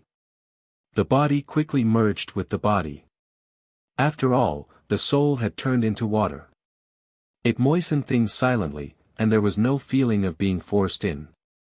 However, his head was buzzing, and his ears were ringing. There was also someone screaming in his ear, "Father, Master," and so on. Ning Shu simply closed his eyes and accepted the plot. This time, Ning Shu's client was the story of the loyal and chaste woman's father. Tang Prime Minister Wang Yun had 3 daughters. The eldest queen, Jin Chuan, married Su Long and was an official in the Ministry of Revenue. The second queen, Yin Chuan, married Wei Hu and was an assistant minister in the Ministry of War. The third queen, Bao Chuan, was unmarried. Wang Yun built a beautiful house in Chang'an City to find a son-in-law for his third daughter. Bao Chuan went to the garden to burn incense and pray. She saw a beggar outside the garden. He looked extraordinary and was lying in the snow. After asking, she learned that his name was Xue Pinggui. Bao Chuan admired his talent and secretly promised him in her heart. She gave him silver rice and asked him to participate in the son-in-law selection ceremony. On the 2nd of February, Bao Chuan was ordered to go to the pavilion to select a son-in-law. She ignored all the princes and threw the colored ball to Xue Pinggui. Wang Yun was angry and broke off his relationship with Bao Chuan. Bao Chuan married Xue Pinggui and lived with him in the cold cave. Later, Xue Pinggui made a contribution in subduing the red-haired horse. The Tang king was overjoyed and made him the commander of the rear army. Xue Pinggui went to battle when Xue Pinggui said goodbye to Bao Chuan, leaving behind old rice and 10 loads of dry firewood. Bao Chuan lived in the cold cave and endured hardships. She ate chaff and swallowed vegetables. No matter how her family tried to persuade her, she did not listen. The following story was very familiar. Her husband became the son-in-law of the king of Western Liang. Her husband had wine, women, wealth, and spirit. Bao Chuan ate wild vegetables. Finally, after 18 years of reunion, Xue Pinggui still wanted to test whether Bao Chuan had a change of heart. He teased her and pretended to be her friend. He said, "If you love Xue Pinggui so much, why don't you die for love?" After waiting for 18 years, she waited for a man who relied on marrying a princess to ascend to the throne. After a long separation, he thought, if she is faithful, come forward and acknowledge me. If she is unfaithful, kill her and bring her to see the substitute war princess. Bao Chuan's married life was different. With dust as her companion, she lived in the cold cave. She lived with wild vegetables and lived with heart. In the morning, she cleaned. At noon, she cleaned. In the evening, she cleaned. At night, she slept. Xue Pinggui's married life. Subdued a fierce horse and entered Western Liang. He married a princess and succeeded the throne. He realized a successful counterattack of a loser. The brave Bao Chuan dared to pursue personal freedom of marriage. She stayed in the cold cave for 18 years. Her heart did not change and she was loyal. She embodied the hard-working, brave, upright, and noble sentiments of our ancient women. One person set up a memorial arch, the whole family was glorious. Then, Bao Chuan moved heaven and earth. The substitute war princess was moved by Bao Chuan's virtuousness. In the end, the two of them managed the harem together. Now, the person who commissioned it had fainted from anger. The embroidered ball had been smashed in Xue Pinggui's hand. Ning Shu felt that this body was a little too tall. In a fit of anger, there were signs of a stroke. His body felt like it was completely out of control. "Third sister, how can you be so angry at father? If anything happens to father, let's see how you explain it." A sharp female voice sounded. Someone wiped her sweat with a handkerchief. Ning Shu felt much better and slowly opened his eyes. He looked at the people around him and finally stopped at Bao Chuan's face. As expected, she was the most beautiful of his 3 daughters. "Have you thought it through?" Ning Shu got up. A maid helped Ning Shu put on his shoes. "Daughter has thought it through. Father, please grant me my wish. There are thousands of princes and princes. The colored ball will be single to Xue Pinglang. The embroidered ball will be married off to a chicken and a dog will be married off to a dog." Bao Chuan said sonorously. "Then you still want to sever your relationship with me?" Ning Shu asked calmly. If he was not agitated, his blood pressure would rise easily. "If father agrees, we will not sever our relationship. Father, you don't need to worry about me. You will sit with me. If mother passes away, daughter will wear mourning clothes.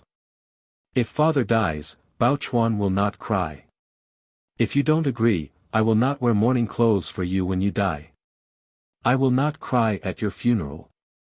Ning Shu understood it this way.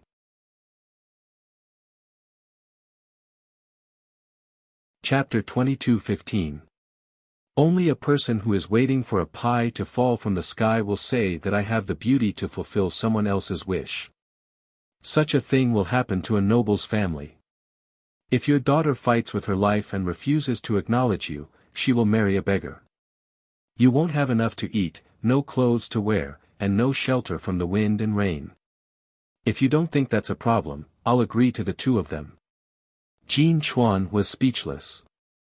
Jean Chuan's expression froze. She stared blankly and finally laughed bitterly. "Father, how are you and Su Long?" Ning Shu asked. "Su Long and I respect each other. Su Long treats me well." When Jean Chuan talked about her husband, her face blushed. Su Long was a considerate man, a smart and thoughtful man. See, you're talking as if the children of noble officials are trash. These children receive the best education in the country. Some are unfilial, but most of them are motivated. Wang Baochuan feels that she's different. It was easy to get into trouble when the embroidered ball was thrown. Who knew what it would hit? How could the prime minister of a country do such a thing? How could he forcefully link Pifumai with a beggar? Since they were of different social classes, the chances of them meeting were very low. He used such a brainless method. It was Wang Baochuan who fell in love with Xue Pingue at first sight. Her heart was in a mess, and then she told Xue Pingue to catch the embroidered ball. Ning Shu, an outsider, felt resentful. The client's heart was probably chopped into minced meat and made into meatball soup. Ning Shu waited for a moment of adrenaline. He hoped that it would always be like this. He would bring the beggar home to work and let them interact more. Anyway, she didn't want her face anymore. She was full of love. Her brain was damaged by her love. The fragrance was far away and the smell was near. Let's see how the two of you interact. Strictly speaking, Wang Baochuan and Xue Pingue didn't have many opportunities to interact. Xue Pingue went to war not long after they got married. Then he went to Xilyang to be the emperor's son-in-law. He was gone for 18 years. When they met again, he died in just 18 days. What did he use to support her? He used infinite beautification to support her. There were no shortcomings, only advantages. Otherwise, why would there be the saying of a 7-year itch between husband and wife? Both of them were unperturbed by each other. They were not as beautiful as they had imagined. They were tired of each other and had lost interest in each other. Jean Chuan knew that she couldn't persuade her anymore. She thought about it from another perspective. Her fair and tender daughter had married a beggar. She even had the heart to die. Ning Shu finished his porridge and put down his bowl and chopsticks. Don't disturb me. I need to rest more. Jean Chuan looked worried and asked, Father, do you want Su Long to come over and talk to you? No need, I want to see everyone now. Jean Chuan went out with the bowl and chopsticks, closed the door, and went to the backyard. In the yard, she heard her mother crying with Baochuan in her arms, shouting, sweetheart and son. Second sister Yin Chuan stood to the side, her face full of sarcasm and impatience, making her beautiful face appear somewhat harsh. The 3 daughters of the Prime Minister's residence were all very good-looking. However, Wang Yinchuan was sandwiched in the middle. Since ancient times, the second brother had always been ignored. Yin Chuan seemed to particularly hate her third sister, Baochuan, but Wang Baochuan always looked superior and didn't care about her. This made Yin Chuan target her more and more. Jean Chuan, what did your father say? Madame Wang hurriedly asked her eldest daughter. Jean Chuan shook her head. Father is tired. He said he is not feeling well and is resting now. Jean Chuan looked at Baochuan, who was wearing a maid's clothes. There was only a simple hairpin on her head. She was still a beauty, but this made her look pure and untainted. Father has already made the biggest concession. Third sister, don't make trouble anymore. Father said that he would wait for half a year. Why are you still crying to mother? Just treat it as half a year. Do your job well and be filial to father and mother. Wang Jinchuan frowned and said. Wang Baochuan felt that her eldest sister's attitude towards her was a bit strange. Everyone had always been gentle and considerate. If she could say such words, it meant that she was a bit angry. Wang Yinchuan pulled the corner of her mouth and said, Third sister is hating to get married. She is afraid that half a year is too long. If something happens in the middle, father will go back on his words and not marry that extraordinary bumpkin. Yinchuan, Baochuan is your younger sister. At this time, you still say such sarcastic words. Is this how an elder sister should act? Madame Wang scolded. A trace of hurt flashed across Wang Yinchuan's face, but she said more harshly, "You treat her like a treasure. She is right in everything." She made father so angry that he fainted. "Why don't you scold her? She wants to break off the relationship with father. Why don't you scold her?" Wang Jinchuan saw that the situation was about to get out of control again. She immediately pulled Yinchuan. Yinchuan shook off her hand and snorted and left the room. Madame Wang slapped her leg. "What a sin! She is so willful and unruly. Can't she be more sensible?" Jin Chuan said in her heart. No matter how willful she was more sensible than Bao Chuan. Jin Chuan sighed and said to Bao Chuan, "Do well. Let father see your determination. Serve father and mother well." She had to go back to her husband's house to rest.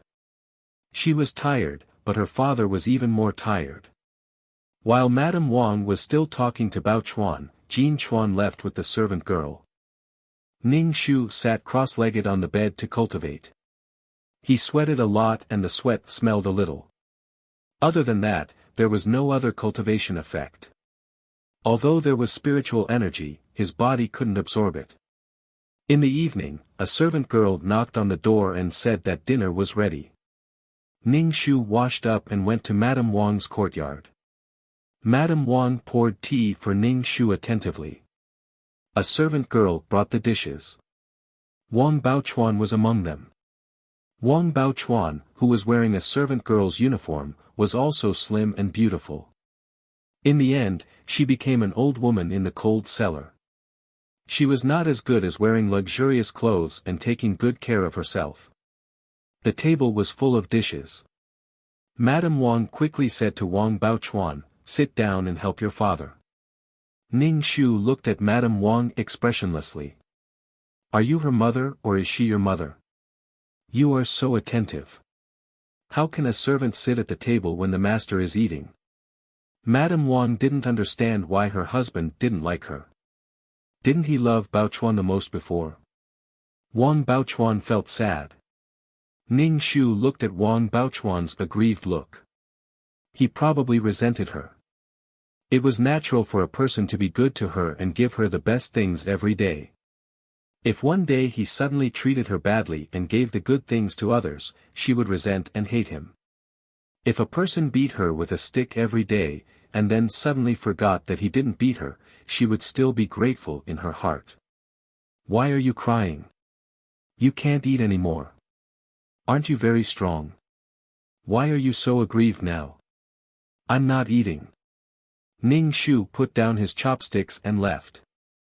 Madame Wang and Wang Baochuan looked at each other.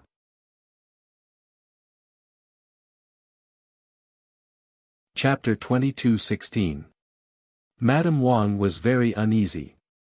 She said to Wang Baochuan, "Talk to your father and don't talk back to him. He's really angry this time." Wang Baochuan bit her lip, looking worried. Fortunately, Shui Lang would come to work in the manor soon. Wang Baochuan had many things to do every day. Washing clothes, doing all kinds of rough work, sweeping the floor, and even pouring night incense. Wang Baochuan was so tired that she couldn't stand up straight. At night, she lay on the bed. The quilt was not the softest, and several servant girls slept in one room. There was a strange smell in the room, and there was no incense. Wang Baochuan gritted her teeth and persevered. Because of this incident, Ning Shu didn't want to go to court. He was sick, but it wasn't good. He tidied himself up and went to court. Of course, when he left court, he encountered political opponents who were gloating. They praised Ning Shu's beggar son-in-law for being extraordinary and said that Ning Shu was really an honest prime minister. There were also people who said, "Prime Minister, you don't look well. Why are you forcing yourself to come to court?" Ning Shu only said, "Taking a salary from the monarch and being loyal to the monarch, my matters are all small matters. The matters of the monarch and the people are the big ones." Some officials looked resentful. The eldest son-in-law, Su Long, and the second son-in-law, Wei Bao, walked over and cupped their hands to Ning Shu. "Father, are you okay? Su Long had heard about the Wang family's situation from his wife. Wei Bao was a straightforward bad guy. He asked directly, which shameless thing has designs on Bao Chuan? Ning Shu glanced at Wei Bao. Don't think that he didn't know that Wei Bao coveted Wang Baochuan's beauty. This was one of the reasons why he went against Xue Pinggui. Unfortunately for the second son, Wang Yinchuan, who looked arrogant, despotic, and mean, was an obedient person. She had never done anything out of line. In such an awkward position, her father neglected her, and her mother seemed to love her the most. Among the three daughters, Wang Baochuan was the most unfilial. However, the old couple loved Wang Baochuan the most. Or rather, she was fearless because she was favored. Baochuan is my daughter, so I have to worry about her. Just treat Yinchuan well, Ning Shu said. Wei Bao rubbed his nose. I will definitely treat Yin Chuan well and make her look good in front of mother-in-law. Wei Bao also knew that his mother-in-law didn't like his wife. Ning Shu raised his eyebrows and smiled. The husbands chosen by the three daughters of the Wang clan were also compatible with their personalities. Perhaps Wang Baochuan thought that Xue Pinggui would be successful in the future and become an emperor. But he didn't have the life to enjoy such riches and honor. Ning Shu said, then follow me to my house for dinner. All right. Ning Shu brought his two sons-in-law back to the residence and happened to see the butler bringing Xue Pinggui to the residence for work. Xue Pinggui was wearing a short coat with patches on it. He looked valiant and extraordinary, full of the domineering aura of the protagonist. Perhaps this domineering aura would make Wang Baochuan fall in love with him at first sight, making her fall in love with him. Perhaps it was the natural incompatibility between villains and protagonists, but Wei Bao immediately asked the butler, where did this bumpkin come from? Wei Bao was indeed a brainless villain. His eldest son-in-law, Su Long, was wearing an official's robe and silently observed Xue Pinggui.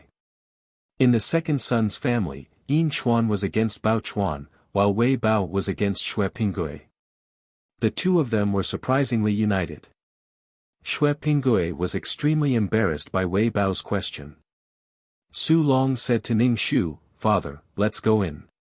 Ning Shu sized up Xue Pinggui and said to the butler, assign him something to do. Then, he entered the residence. Wei Bao curled his lips and sized up Xue Pinggui contemptuously, his disdain evident in his words. Xue Pinggui really didn't know where to put his hands and feet, but his pride supported him as he walked into the courtyard. Su Long walked behind Ning Shu. He didn't understand what Ning Shu meant by bringing Xue Pinggui over and arranging for him to stay in the residence. According to his father-in-law's character, he would definitely cause a ruckus.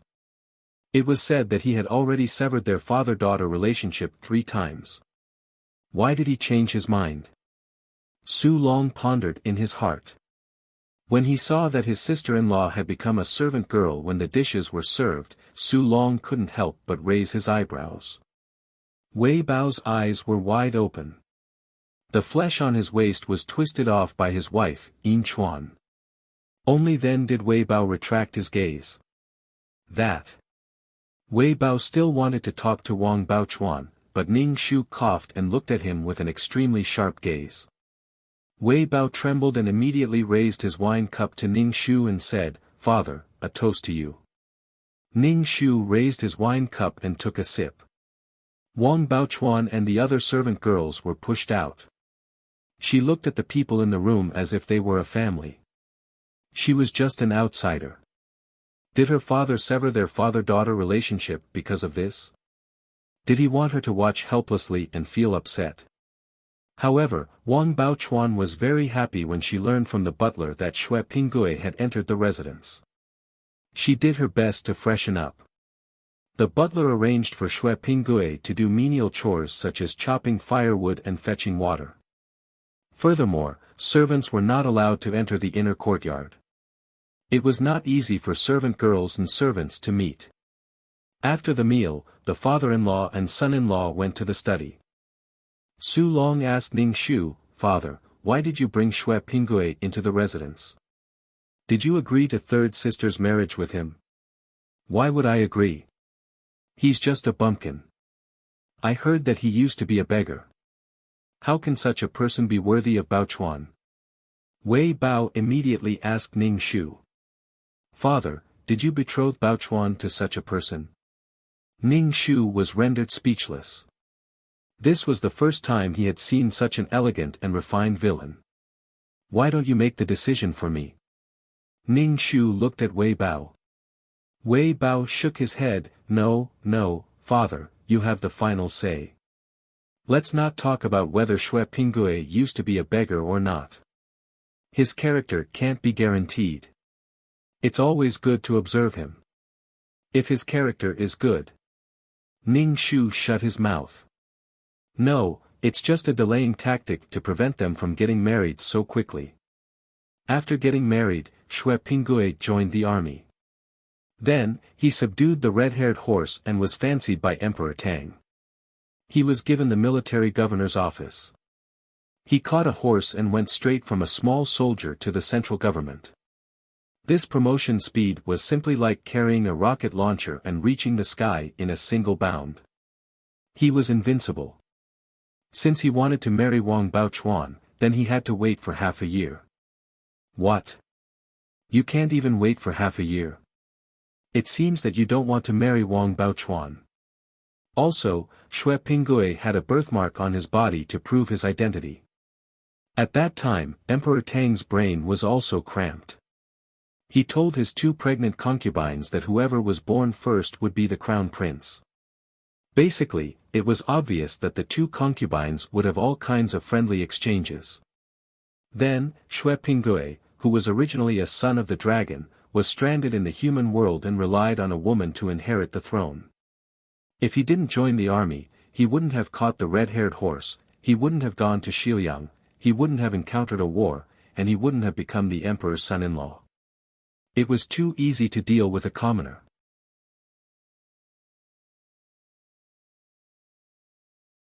Chapter 22:17. Ning Shu felt that the mission this time should be a relatively simple one. It should be a low-level or high-level mission. It seemed that the organization had really killed many mission enforcers this time. She even took on such missions. Moreover, the plane suppression was especially strong. She couldn't use any power of law, and her cultivation was also very slow. Of course, this didn't exclude the possibility that this body was old and had a weak foundation. The difference in strength between the 2 sides was a little big. He had the advantage, but the other side was like cheating. It was an honor that others could only achieve after decades of accumulation. As for the eldest and second son-in-law, Ning Shu didn't plan to do anything. At most, he would give face to his daughter so that these 2 sons-in-law wouldn't dare to bully her. Wei Bao wanted Wang Baochuan's beauty, but he had never succeeded. He was also a little afraid of Wang Baochuan. A brainless villain with lecherous thoughts but no guts. He felt that many people in this show were brainless. The king was brainless and let his son wander among the people. The prime minister was brainless and actually let his daughter throw an embroidered ball to choose a husband. Even his son didn't rebel. Was it to capture Xue Pinggui? To make it convenient to help Xue Pinggui ascend the throne? In terms of the importance of cannon fodder. Anyway, there were many bugs. The 2 sons-in-law looked at their father-in-law and smiled. It was inexplicable. His smile was too strange. Could it be that his father-in-law was so angry that he lost his mind? To be honest, Wang Yun wasn't a good-tempered person. Otherwise, he wouldn't have broken off their father-daughter relationship. Now that he was able to bring Xue Pinggui into the residence, it was really beyond Su Long's expectations. The 2 sons-in-law brought their daughter home. Ning Shu heard the housekeeper report to her about Xue Pinggui. He said that Xue Pinggui was quite obedient in the residence and would do whatever he was told to do. For the time being, he wasn't dissatisfied. Ning Shu asked the housekeeper to continue assigning him work. Let the 2 of them meet occasionally. How cruel it was to be separated by a wall and not see each other. The housekeeper responded and went to make the arrangements. Xue Pingue obviously felt that there were more and more things to do recently. The tasks assigned to him were very physically exhausting, such as chopping wood, fetching water, and sometimes even moving things. Xue Pingue felt that these were deliberately tormenting and humiliating him. But when he thought of the Prime Minister's daughter, Xue Pingue felt that he could endure any hardship. While he was working, a manservant came over and whispered to Xue Pingue, "After dinner, come with me to pick up the weeds in the pond. I heard that the beautiful maids of the inner court will pass by there." Xue Pingue's eyes suddenly lit up. To be honest, he had not seen Wang Baochuan many times. The first time, Wang Baochuan ran to him, asked if he had a wife, and then said that he must take over the embroidery house.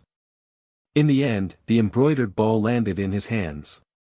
Only then did he know that the Prime Minister's daughter was from the Prime Minister's residence.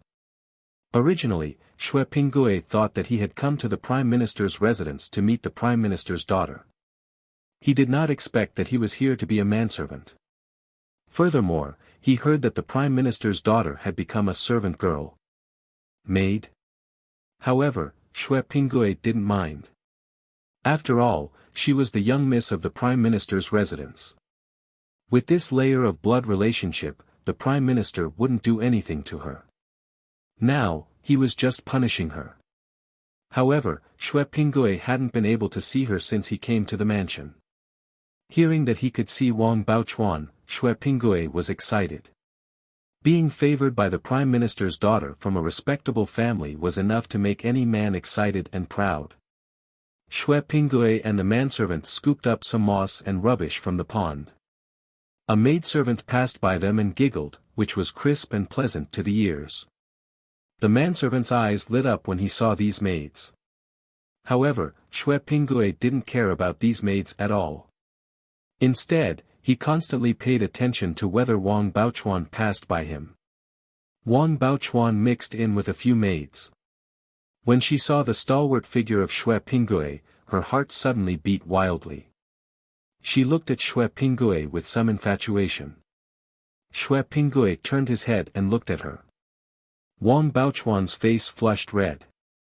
No matter how bad her father said this man was, in Wang Baochuan's heart, this was the husband she had chosen. Naturally, he was very good. However, Wang Baochuan couldn't come into contact with him in public, so she left with the other maids. Xue Pingue's eyes flashed. He felt that the Prime Minister's daughter was the Prime Minister's daughter. Even if she was wearing a maid's clothes, she was still very eye-catching. Her beauty was unparalleled, and she had a unique temperament. Xue Pingue said to the manservant beside him who smacked his lips and couldn't forget the maids, "I'm going to the toilet." "Okay, come back quickly. I can't finish so much work alone," the manservant said without thinking. Xue Pingue arrived at the entrance of the inner courtyard. Seeing Wang Baochuan waiting for him, he was delighted. Could this be considered telepathy? Wang Baochuan couldn't resist the shyness in her heart. She followed Xue Pingue to a remote place in the courtyard. Then, she anxiously asked Xue Pingue, "Are you okay? Did father make things difficult for you?" Every day, he would do the lowest and most laborious tasks. Whatever was difficult, he would give it to her to do. Xue Pingue thought that the Prime Minister must want him to back off. However, looking at the beautiful Wang Baochuan, he said, "No, I'm fine." Wang Baochuan took a deep breath. "Since I threw the embroidered ball at you, I will only marry you. Father said that we will get married in half a year. Just hold on for half a year." Xue Pingue expressed his doubts. Half a year was too long. What would happen? Would Wang Yun really marry his daughter to him? When Xue Pingue arrived at the Prime Minister's residence, he had already heard the manservant say behind his back that he had great luck and guessed that he was so lucky. When he arrived at the Prime Minister's residence, he saw that it was so big. There were pavilions, artificial mountains, fish ponds, pavilions, and gardens. This was the most luxurious place Xue Pinggui had ever seen. He was going to marry his daughter who lived here. Not to mention others, even Xue Pinggui felt that it was a little unbelievable. This was something that could only happen in a dream. Are you serious? Are you really willing to marry me? Xue Pinggui couldn't help but ask, feeling uneasy. Of course I'm willing. I threw the embroidered ball at you. If you marry a chicken, you have to follow the chicken. If you marry a dog, you have to follow the dog. I will definitely follow you. Wang Baochuan said. That's why it's good to get through this half a year. Wang Baochuan took out a sachet and took out a piece of jade from it. This piece of jade was made of two halves. When put together, they formed a whole piece of jade. Wang Baochuan gave half of the jade to Xue Pinggui and kept the other half. This is a token. Keep it well. Ning Shu, who was peeping with his mental strength, was speechless. This could be considered a private exchange. In this era, private exchange might be used to prevent some men from popping out of nowhere from taking a woman's private things and threatening her by saying that she had an affair with him. This would ruin the woman's reputation and achieve some goal. /BK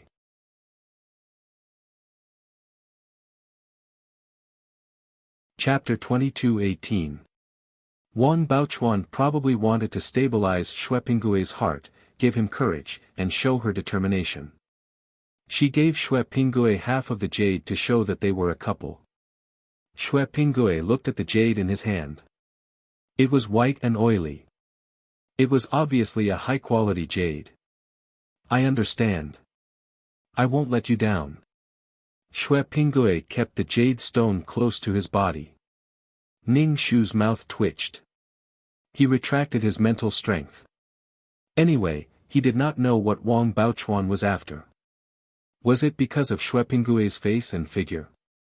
If she was obsessed with looks, there were also princes who were very noble and had outstanding temperaments. Of course, there were also records that Xue Pinggui came to Chang'an as a beggar. He lay on the ground with a red light covering his body. Of course, this was definitely beautifying Xue Pinggui. A beggar with unkempt hair and a red light covering his body. Perhaps Wang Baochuan thought that Xue Pinggui was a dragon. Who knew? Xue Pinggui's parents were already dead. Was he begging because his adoptive parents were dead? Ning Shu was speechless.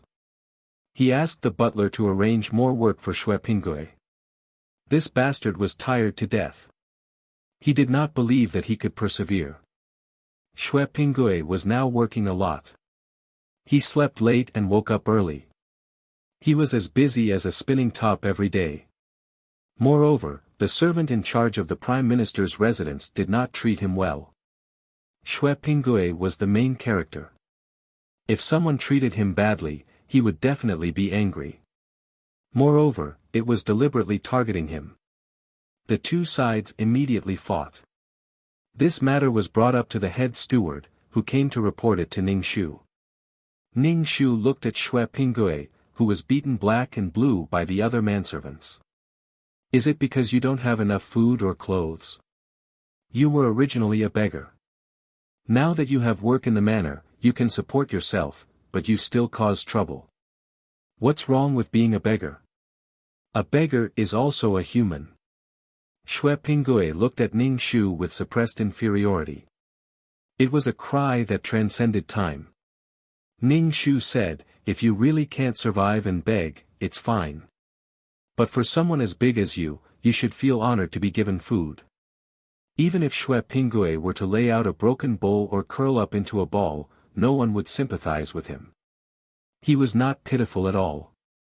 Xue Pinggui was certain that Ning Shu was humiliating him, so he straightened his neck. Ning Shu couldn't be bothered to say, you're amazing. It's right for me to marry my daughter, who I've raised carefully for so many years, to you. Otherwise, I'd be despising the poor and favoring the rich. If she couldn't even endure this little bit of hardship, what was the point of marrying over? To be honest, although Xue Pinggui had lived among the common folk since he was a child, he did not suffer much. He was raised by his adoptive parents and met Wang Baochai after his death. Because of his family background, Xue Pinggui joined the army and subdued the red-maned fierce horse. After that, he went to war. In the end, he ran to the enemy's side and became their son-in-law. He lived a life of glory and splendor. If Xue Pinggui hadn't returned because he had fought against the enemy and defended the country for 18 years, then Wang Baochuan had waited for Xue Pinggui for 18 years, waiting for Xue Pinggui's triumphant return and reunion. This was such a touching thing. How many generals had died on the battlefield yet to return? For the country, for the world. As for Wang Baochuan and Xue Pinggui, Ning Shu really didn't have any sympathy for them, nor was he touched. There was no fluctuation in his heart, and he even felt a little disgusted. Perhaps it was the heart of a pervert. A Confucian general conquers a barbarian woman, and the barbarian woman cries and wants to marry a Han Confucian general. Conquering softness with toughness, this was also considered conquering. If one's physical strength couldn't defeat the enemy, they would use this method to conquer. Such words should have been written when the country's strength was not strong and its military strength was weak, to conquer the enemy with spirit. Ning Shu only wanted to roll his eyes at this. Therefore, Xue Pinggui hadn't suffered much hardship at all. It seemed that he was a grassroot and a loser, but he didn't rely on his own strength to make a comeback. It wasn't wrong to say that he was the king of sponges. Dai Zhan was a very powerful woman. She could kill the enemy and do anything. In the end, she still had to help a weak man win glory. This was because no matter how capable a woman was, she still had to help her man, thinking that her husband was noble and his wife was glorious. She was obviously a barbarian woman, but she seemed to have been influenced by the 3 obediences and 4 virtues for a long time. If it was Ning Shu would directly take the position of the Queen of Western Liang. What's wrong with that? I'm the boss. Of course, it couldn't be ruled out that the weak Xue Pinggui was easier to control. It was also quite good to control Dai Zhan secretly. As for Wang Baochuan, who had waited for 18 years and lived for 18 days, Xue Pinggui asked Wang Baochuan if she had any wishes. Wang Baochuan said that she had spent the Spring Festival alone for the past 18 years, and then Xue Pinggui accompanied her for the 18 days of the Spring Festival. I've given you whatever wishes you have, you can go and die. How ironic. What a touching love. Would the woman praised in the song give her life for her husband without any regrets? Thinking about it carefully, it was full of malice. Xue Pinggui ate human blood steamed buns and was praised for having a conscience and not forgetting his wife. It could still be passed down to this day and was still being sung. Ning Shu looked at Xue Pinggui and thought of the birthmark on Xue Pinggui's arm. It would be dug out by you sooner or later. What kind of place is the Prime Minister's residence? 10 strokes of the rod. Ning Shu said coldly. Xue Pinggui was pressed down on a bench. There was a servant holding a large rod. It would be painful to be hit by such a large rod. Ning Shu sat down and drank tea. Pa!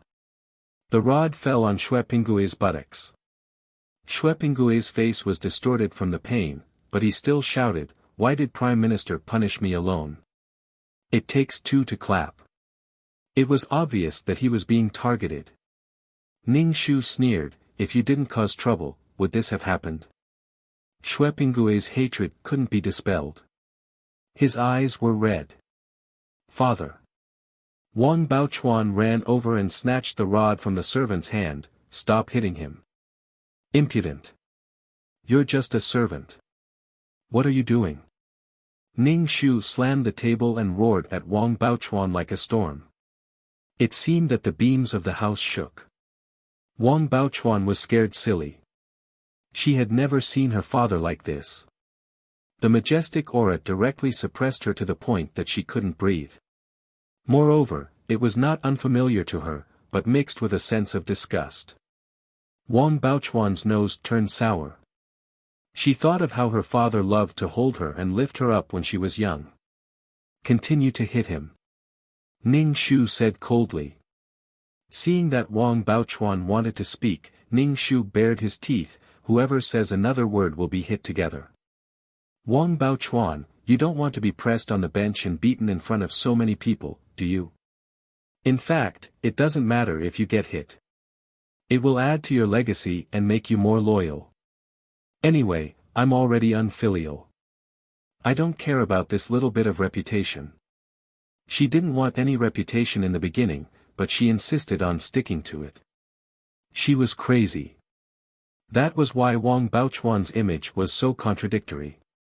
Wang Baochuan trembled at Ning Shu's words. Father, must you use such words to stab me? Hit. Ning Shu said with a happy expression.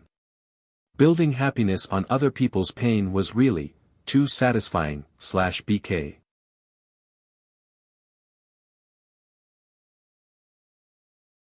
Chapter 22:19. The manservant took the wooden stick from Wang Baochuan's hand and began to hit Xue Pinggui. Why are you like this? Why do you have to say such harsh words? Wang Baochuan trembled when she heard the sound of the wooden stick hitting the body. There are worse words. Do you want to hear them? Also, don't call me father. I don't have a daughter like you. Really, please don't call me father. When people talk about you, they will definitely not say that you are Wang Yun's daughter, Ning Shu said coldly. Wang Yun never owed Wang Baochuan anything. So what if you are my daughter? Stop hitting him, stop hitting him. Wang Baochuan pounced on Xue Pinggui. The manservant didn't pay attention and hit Wang Baochuan with the stick. Wang Baochuan was in so much pain that her internal organs shifted. Wang Baochuan suppressed her voice and said, Father, I hate you. I don't care. You can hate me as much as you want. If you really want to sever ties with me, you should cut your flesh and bones to repay your father. You still owe me, so what right do you have to hate me? Ning Shu sneered. Pull him away. Continue hitting him. What are you playing at? He happily acted like a stick that separated an affectionate couple. Wang Baochuan, who was pulled away, looked at Ning Shu in a daze. He was clearly her father, so why did he become so cold and heartless? She didn't even dare to acknowledge him. Ugh. Xue Pinggui, who had been hit with the stick, tried his best to suppress his voice. Wang Baochuan knelt down and kowtowed to Ning Shu. Father, I beg you. I was wrong. Please don't hit him. When one person realized that they didn't have much weight in another person's heart, they would no longer be so forgiving. Instead, they would look you in the eye and not dare to be unscrupulous because of a little pampering. That was because it was useless. Ning Shu smiled. If he dies, it's on me. Father. Wang Baochuan felt as though she had been struck by lightning. She stood there in a daze. She then saw Xue Pinggui use more force and speed. If this continued, Xue Pinggui's legs would be crippled and he would lose his life. Father, father, you're using private punishment. You're breaking the law. Seeing that Ning Shu was unmoved, Wang Baochuan could only resort to this method.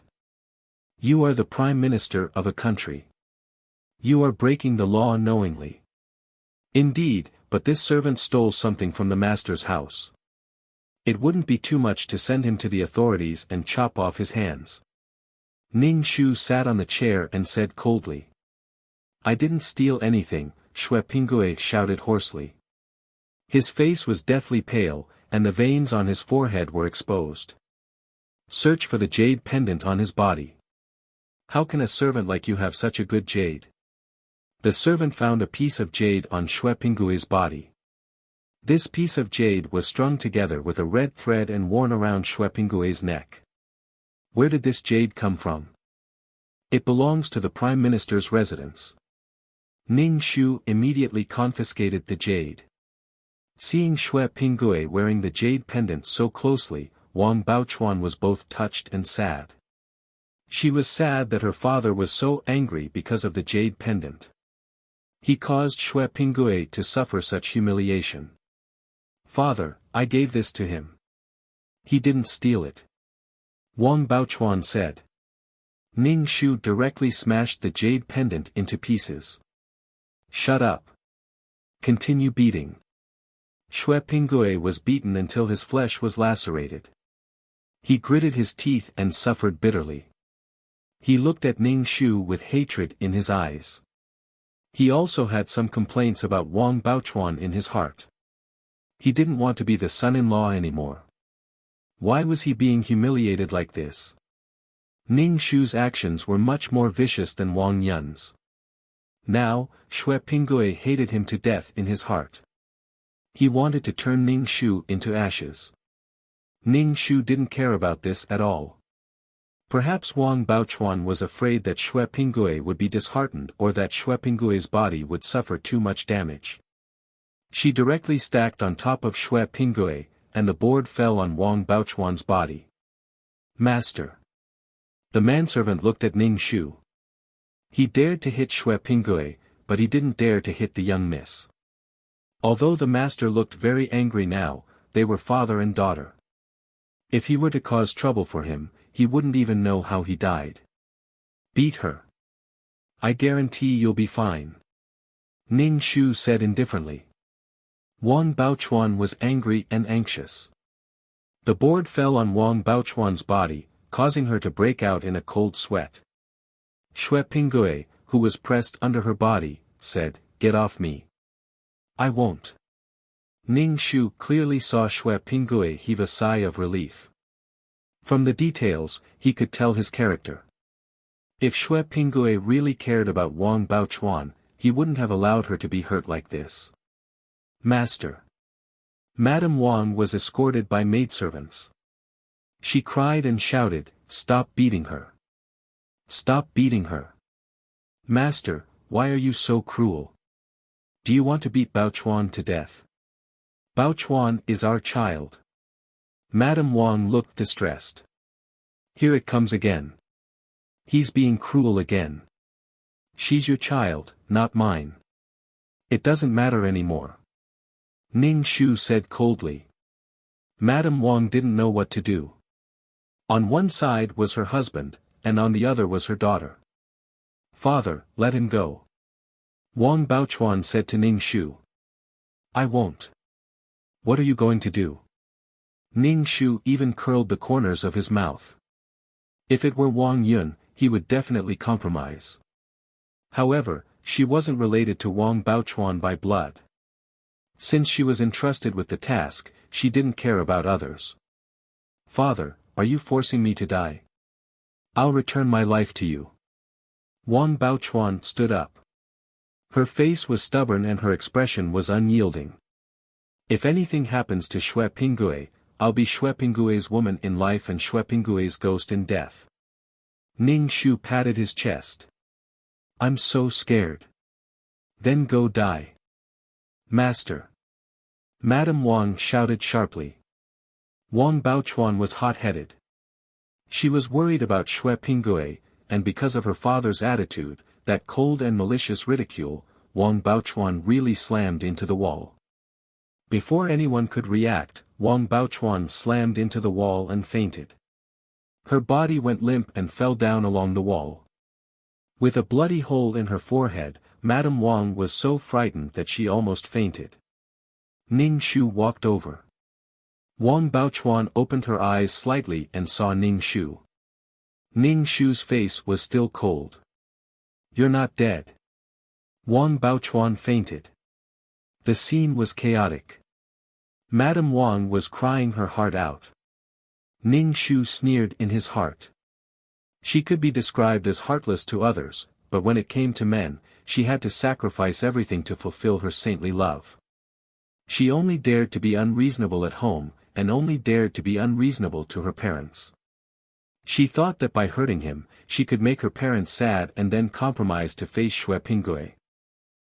Ning Shu thought of what Wang Baochuan said. There was a female substitute in Western Liang.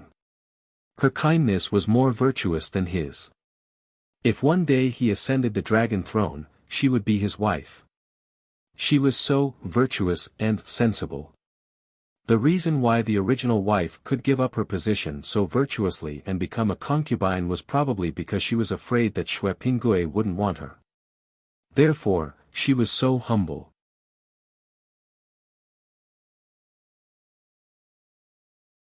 Chapter 22:20. It was a stark contrast to the current Wang Baochuan. Could it be that 18 years of living in the cold cellar had worn away Wang Baochuan's temper? Xue Pinggui did not expect the young miss of the Prime Minister's residence to be so unyielding.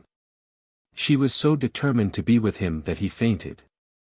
Ning Shu did not pay attention to Wang Baochuan's situation at all. Instead, he asked the servants to carry Xue Pinggui into the room. He then asked the servants to sweep the charcoal before placing the engraved iron plate in the fire. The word on the iron plate was steel. The iron plate was red hot. Ning Shu asked the servants to remove Xue Pinggui's clothes. There was a red birthmark on Xue Pinggui's left arm near the shoulder blade. The servants held Xue Pinggui down while Ning Shu pressed the soldering iron on Xue Pinggui's birthmark. The soldering iron successfully covered the birthmark and had the word steel engraved on it. The soldering iron made a sizzling sound as it touched his flesh. His flesh was so hot that it curled up. Xue Pinggui was awakened by the intense pain. He did not understand what was going on for a moment. His brain was in pain as he struggled with all his might. However, he was tightly held down by the servants. When Ning Shu removed the soldering iron from his body, Xue Pinggui vaguely understood something. Even if I print the word steel on you, the things in the Prime Minister's residence are not yours. As long as I am alive, you will not be able to have anything in the Prime Minister's residence, Ning Shu said. Words were engraved on the face or body of a person who had committed a crime. Wherever he went, he would be looked at with discrimination. Xue Pinggui's heart was about to explode. Why should he print words on him? Xue Pinggui now understood that the old bastard brought him here to humiliate him. The thing was clearly given by Wang Baochuan, but the old bastard insisted that it was stolen. After being beaten with a plank and now with a soldering iron, Xue Pinggui's body was covered in yellow sweat, wetting the quilt. Once the birthmark was solved, Xue Pinggui would no longer have the chance to be the emperor. Besides, the emperor had so many sons. There was no one with the surname Xue in the Li family of the Tang dynasty to be the emperor. Without Xue Pinggui, there would be someone else to be the emperor. Moreover, there was the word steel. She wondered if Xue Pinggui would be able to harden his heart to cut off that piece of flesh. If he did, the birthmark would be gone. Was it that easy to exchange private information? He wondered how Xue Pinggui felt about Wang Baochuan now. After all, he had been forgiven by Wang Baochuan. For some reason, Ning Shu's mind actually imagined a sadistic love story. Xue Pinggui cut off the flesh on his body and then came back a few years later for revenge. He killed all the people in the Prime Minister's residence and imprisoned Wang Baochuan, who had hurt him. All kinds of abuse, and finally believing in love. This was completely in line with the image of Wang Baochuan in the later period, who was kind and forgiving. No matter what he did, he would forgive. How could he be so cold-hearted and heartless to his own parents? He could feed Xue Pinggui's good friend while he ate wild grass and tree roots.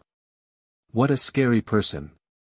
Everyone who was related to Xue Pinggui was infinitely tolerant and forbearing. As for fighting on behalf of others, he forgave her. Her kindness was higher than the sky. MDZZ. Ning Shu went to take a look at Wang Baochuan. Wang Baochuan's forehead was dripping with blood. It was likely that it would leave a scar in the future. The doctor was taking her pulse while the maidservant gently wiped away the blood on her forehead. When Madame Wang saw Ning Shu, she immediately cried and complained, "How can you be so cruel? Are you really going to drive our daughter to her death?" Ning Shu only smiled and chuckled. It was difficult for an upright official to resolve family disputes.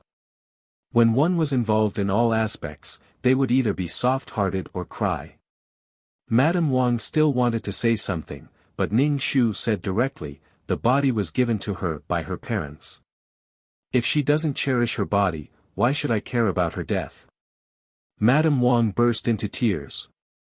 If you really care about Xue Pingui's identity, you are the prime minister of a country. Giving him a small official position is not a problem at all. Why do you have to force our daughter to do this? Ning Shu chuckled. Ha, ha ha, your daughter loves Xue Pingui. Why would she care about glory and wealth? Do you think your daughter is such a person? She is so stubborn. She definitely won't accept it. Ning Shu saw that Wang Baochuan's eyelashes were trembling. She was about to wake up. Wang Baochuan shouted weakly to Madame Wang, "Mother, find a doctor to take a look at Xue Pingui."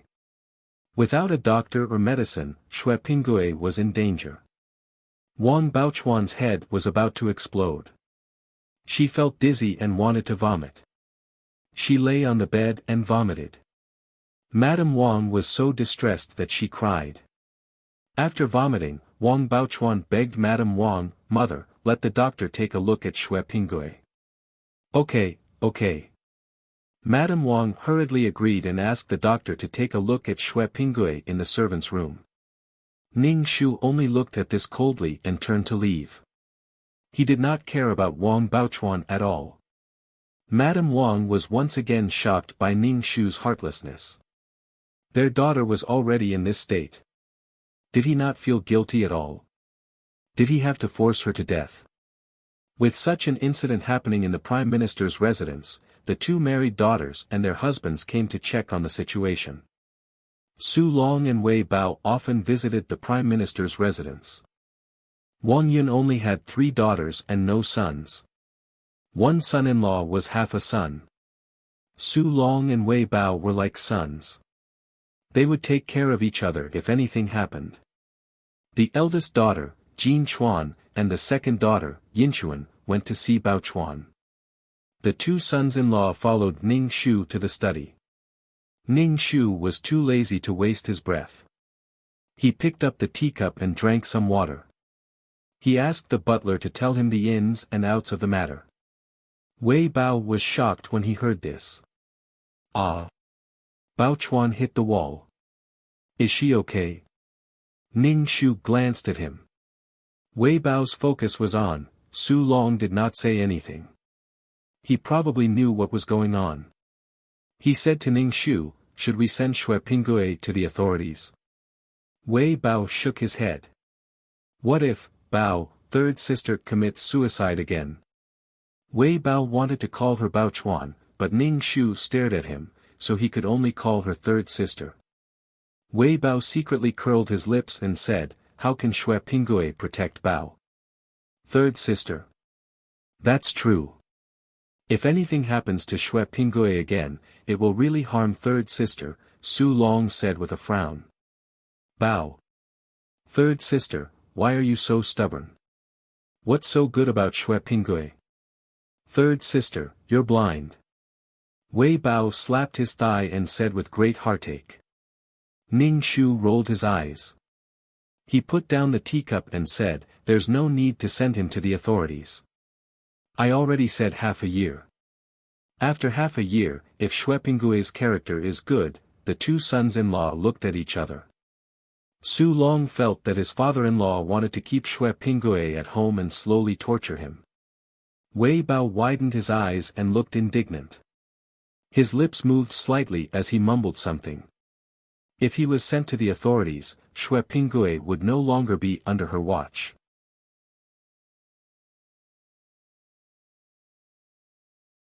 Chapter 22-22. It's good that you're fine. Wang Baochuan heaved a sigh of relief. As she was injured, she didn't have the strength to speak. Wang Baochuan almost begged Xue Pingui, "Bear with it for a while." Xue Pingui really wanted to say, "How about branding your body with a branding iron?" However, he couldn't say such words. After all, she was the daughter of the Prime Minister. She definitely couldn't stay here any longer. If she stayed any longer, she would definitely be tortured to death by that old bastard. However, it was easy to enter, but it wasn't easy to leave. He still needed Wang Baochuan's help.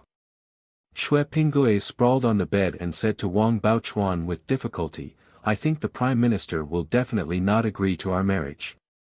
My status is too inferior to yours. I want to join the army. After I make a name for myself, I'll marry you openly." This. Wang Baochuan was a little hesitant. Although she was hot-headed, half a year wasn't considered long when compared to the time she didn't know how to make a name for herself. "I really can't give you anything if I continue like this. I thought about it, and this is the only way I can marry you," Xue Pinggui said. "Please believe me. Believe me." Xue Pinggui repeatedly promised Wang Baochuan. He wanted to move his body, but he pulled at the wound on his buttocks. He grimaced in pain and didn't feel too good. Wang Baochuan hurriedly said, "Don't move." Wang Baochuan thought about it. Her father would definitely target Xue Pinggui in the Prime Minister's residence. Only by letting Xue Pinggui leave the Prime Minister's residence could Xue Pinggui not be harmed. Back then, her father retreated in order to advance, catching Xue Pinggui like a turtle in a jar. Even if Xue Pinggui really died in the Prime Minister's residence, it wouldn't cause any waves. Even if it was for Xue Pinggui's life, she couldn't let Xue Pinggui stay in the Prime Minister's residence. "You have to come back. I'll think of a way to let you leave the Prime Minister's residence." Wang Baochuan gritted her teeth and said, "Thank you." Xue Pinggui hurriedly thanked her. Madame Wang chased after her and cried at her daughter, "Your injuries haven't healed. Why are you running around outside? What if you get caught in the wind? Mother, let Xue Pinggui leave the Prime Minister's residence. I beg you, mother." Wang Baochuan cried as she knelt down in front of her mother. "You're going to cancel the engagement, aren't you?" Madame Wang asked happily. It would be even better if her daughter could come to her senses. Now that the family was in a mess, Madame Wang still hoped that her daughter would find someone with a similar family background. At least, she wouldn't have to worry about food and drink. Living was a problem for someone like Xue Pinggui. "No, I will only marry Xue Pinggui for the rest of my life," Wang Baochuan said firmly. Madame Wang's breath was stuck in her throat, and she was so choked that she rolled her eyes. "Then why did you send Xue Pinggui away? Aren't you afraid that he won't come back after leaving? Are you going to keep waiting for him?" Madame Wang almost vomited blood. She helped Xue Baochai because she was her daughter, the daughter she loved dearly. Her heart softened, but it didn't mean that she didn't know what her daughter would face in the future. "Did you hit your head?" Madame Wang was both angry and anxious. She held her head and complained of a headache. Jean Chuan watched from the side. Things were really inexplicable. What was third sister doing now? Jean Chuan didn't suffer from migraines, but now she felt that her head was about to explode. She went back to her husband's house to rest. Su Long asked about the situation in the Prime Minister's residence. Jean Chuan sighed and told him about it. Su Long said, "Don't interfere in this matter. This is between third sister and father-in-law. I only know." Madame Wang had no choice. Wang Baochuan begged her like that and cried like that. Her body couldn't take it. Therefore, Madame Wang sent someone to send Xue Pinggui out. However, when they reached the door, they were stopped by the guards. They said that Xue Pinggui was still a guilty slave of the Prime Minister's residence, so he couldn't leave. Therefore, Xue Pinggui could only be carried back and lie on the bed to recuperate. Madame Wang told Wang Baochuan that Xue Pinggui wasn't sent away because the old master didn't allow him to leave. Wang Baochuan held her head anxiously. She felt that the wound on her forehead was throbbing with pain. She felt that blood was flowing out, and the cloth was wet and sticky. "Father, father, he." Wang Baochuan got up to look for Ning Shu. She put on her shoes and rushed to Ning Shu's study, her face as pale as a ghost. Where did your manners go? Are you going to marry a beggar? Is that why you don't care about the etiquette and manners you've learned for so many years? Ning Shu said coldly. Father. Wang Baochuan bowed to Ning Shu. She didn't dare to be rash in front of Ning Shu. She knew that her father really didn't care about her life after the incident with the wall. It seemed that he really didn't have such a daughter.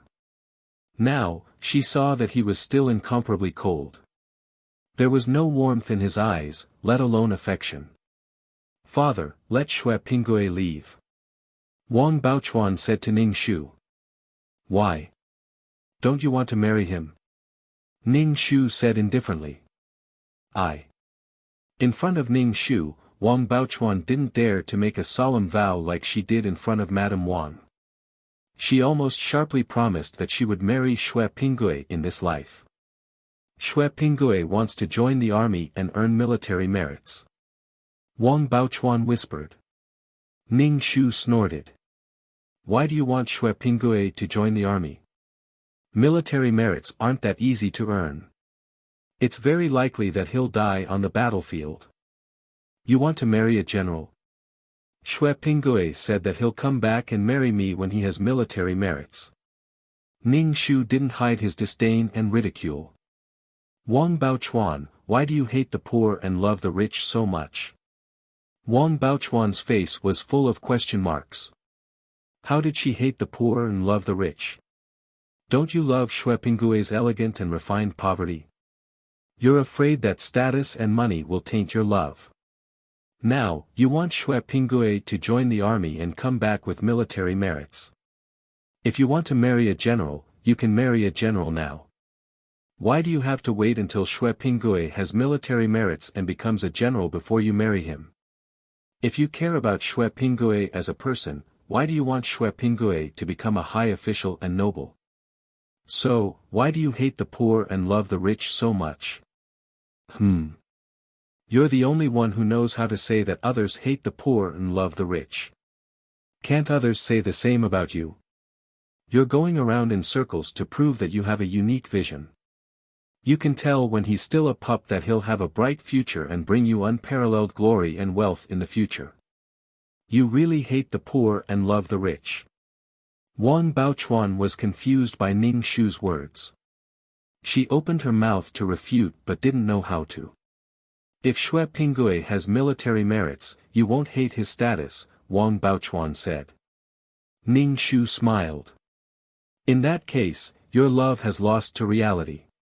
You love Xue Pingue for nothing, and now you want Xue Pingue to bring you glory and wealth.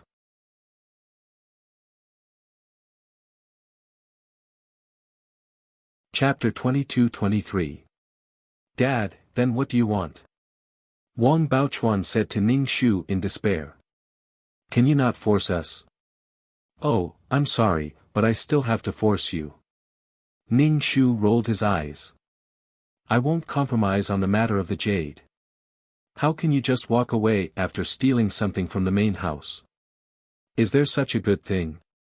Can't everyone just walk away with something from the Prime Minister's residence? Dad, Xue Pingue didn't steal it. I gave it to him. I gave it to him. Wang Baochuan was afraid that Xue Pingue would be dissatisfied with her because of this matter. Now, her father was still talking about it. Dad, why did you give Xue Pingue a seal and use a soldering iron? Normally, seals were made with potions and needles, but her father used a red-hot soldering iron. I'm willing to do what you want. Strictly speaking, everything you have belongs to me. If you give it to someone else without my permission, it'll be considered a steal. Ning Shu said with a smile. This made Wang Baochuan tremble, but she knew that there was no hope. Her father was no longer the father of the past. Wang Baochuan really didn't know what to do. It was impossible for the two of them to get married. It would take at least half a year. Now, Xue Pingue couldn't leave. Ning Shu saw Wang Baochuan's state and felt that parents were nothing in the face of love. After all, many people committed suicide for love. If they didn't even give up their lives, their parents were nothing. Wang Baochuan went to Xue Pingui's room in a daze and heard the painful and suppressed sounds from inside. Wang Baochuan hurriedly opened the door and saw Xue Pingui cutting his own flesh with a dagger, digging out the seal. Xue Pingui was in so much pain that his hands were trembling. "What are you doing?" Wang Baochuan snatched the dagger from Xue Pingui's hand. The dagger was stained with blood. Xue Pingui was in so much pain that the veins on his face bulged. He gritted his teeth and gasped for breath. His body was trembling and sweating profusely. He asked, "Has the Prime Minister agreed for me to leave?" Wang Baochuan was silent.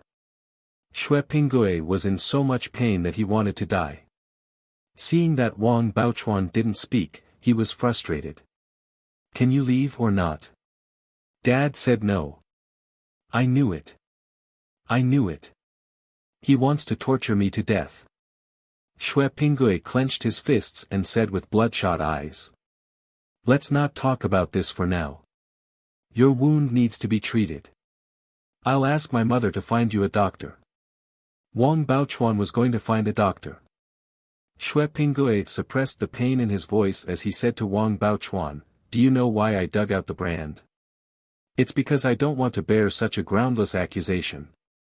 I want to join the army, but how can I join the army with this? I've already cut my flesh, yet you're telling me I can't leave the Prime Minister's manor?" Xue Pingui's voice was filled with accusation. "I've already cut my flesh, yet what have you done for me?" Wang Baochuan said, "Just wait. I'll let you get out of the Prime Minister's mansion safely." Because there were too many things to do, Wang Baochuan had a fever that night. The fever didn't subside. Because of the injury on her forehead, the wind, and the constant running back and forth, her body naturally couldn't take it. Madame Wang stayed by Wang Baochuan's side the entire night and didn't sleep to take care of her. Ning Shu cultivated in his courtyard and then fell asleep. He didn't care what happened to the two of them. Ning Shu wouldn't let them die, especially when one of them was the daughter of the person who entrusted her. He was only deepening the relationship between the two of them. In the face of all these difficulties and setbacks, the two of them could work together to tide through the difficulties. It was just that this soft rice king couldn't really do anything for others. He only received and didn't give anything. Otherwise, how did the label of soft rice king come about? Furthermore, Xue Pingui was very hypocritical and selfish. Xue Pingui wasn't willing to give up anything for the beautiful future that Wang Baochuan envisioned. Xue Pingui had been waiting for Wang Baochuan, but due to her health, she couldn't even take care of herself. The doctor applied good medicine on Xue Pingui, and his body slowly recovered. The wound on his buttocks and the flesh that had been cut out of the brand were slowly recovering. However, Xue Pingui didn't want to stay in the Prime Minister's residence for even a day. No matter how good it was here, even if the Prime Minister's daughter was here. Xue Pingui even heard the servants chattering, saying that he was lying in bed doing nothing. The Prime Minister's residence was still raising such a good-for-nothing who stole things. The Prime Minister was really benevolent. When Xue Pingui heard such words, his gums almost bled. That old bastard was benevolent. Benevolent my ass. He was lucky enough to be chosen by the Prime Minister's daughter.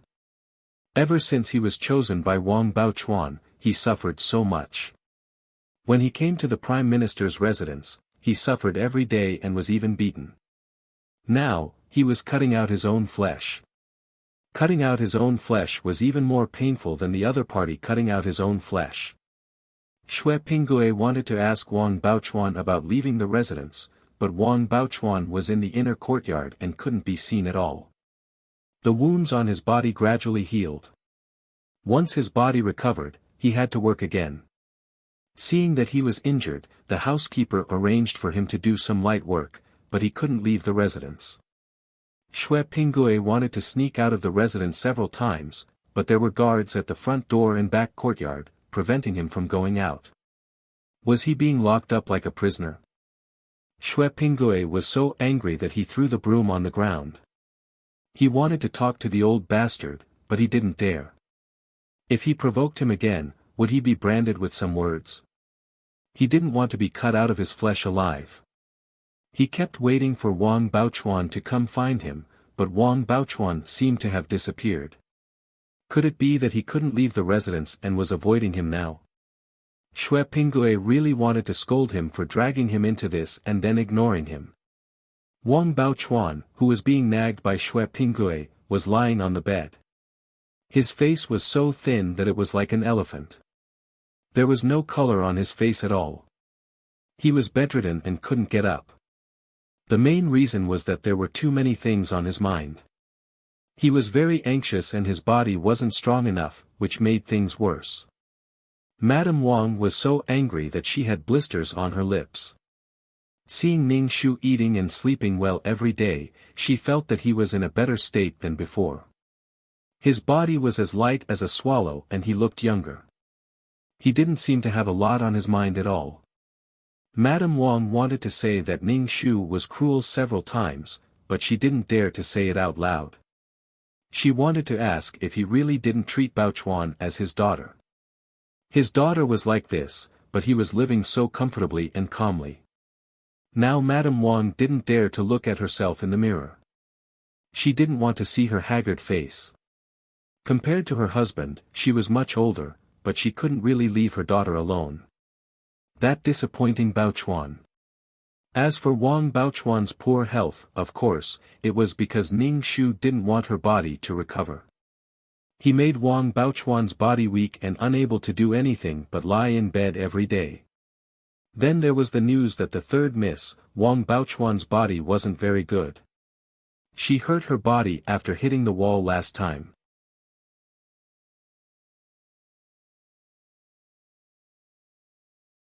Chapter 22-24. Wang Baochuan was bedridden while Xue Pingue was doing manual labor every day. He was assigned to do whatever he wanted and had no chance to escape. The Prime Minister's residence was like an iron bucket, a cage. Xue Pingue felt like he was going crazy. The only thing he wanted to do every day was to escape. He wanted to resist, but the injury on his shoulder reminded him that the old bastard would do anything. He didn't know what words to print next. Xue Pingue felt a little guilty and afraid of the old bastard. He didn't even care about his own daughter. Someone with a heart of stone wouldn't feel sorry for an outsider like him. Even if his own daughter was dead or alive, he didn't say a word about her death even after crashing into a wall. He was definitely ruthless and merciless towards him. Therefore, even if others were to find trouble with Xue Pingue would endure it. Now, he felt a sense of hopelessness and despair. Xue Pingue had spent the meager amount of money he had on managing his interpersonal relationships. He found a young maidservant and wanted her to pass a message to Wang Baochuan. He only hoped that Wang Baochuan could deal with him and let him leave this cage. He really couldn't take it anymore. However, the money he spent didn't work at all.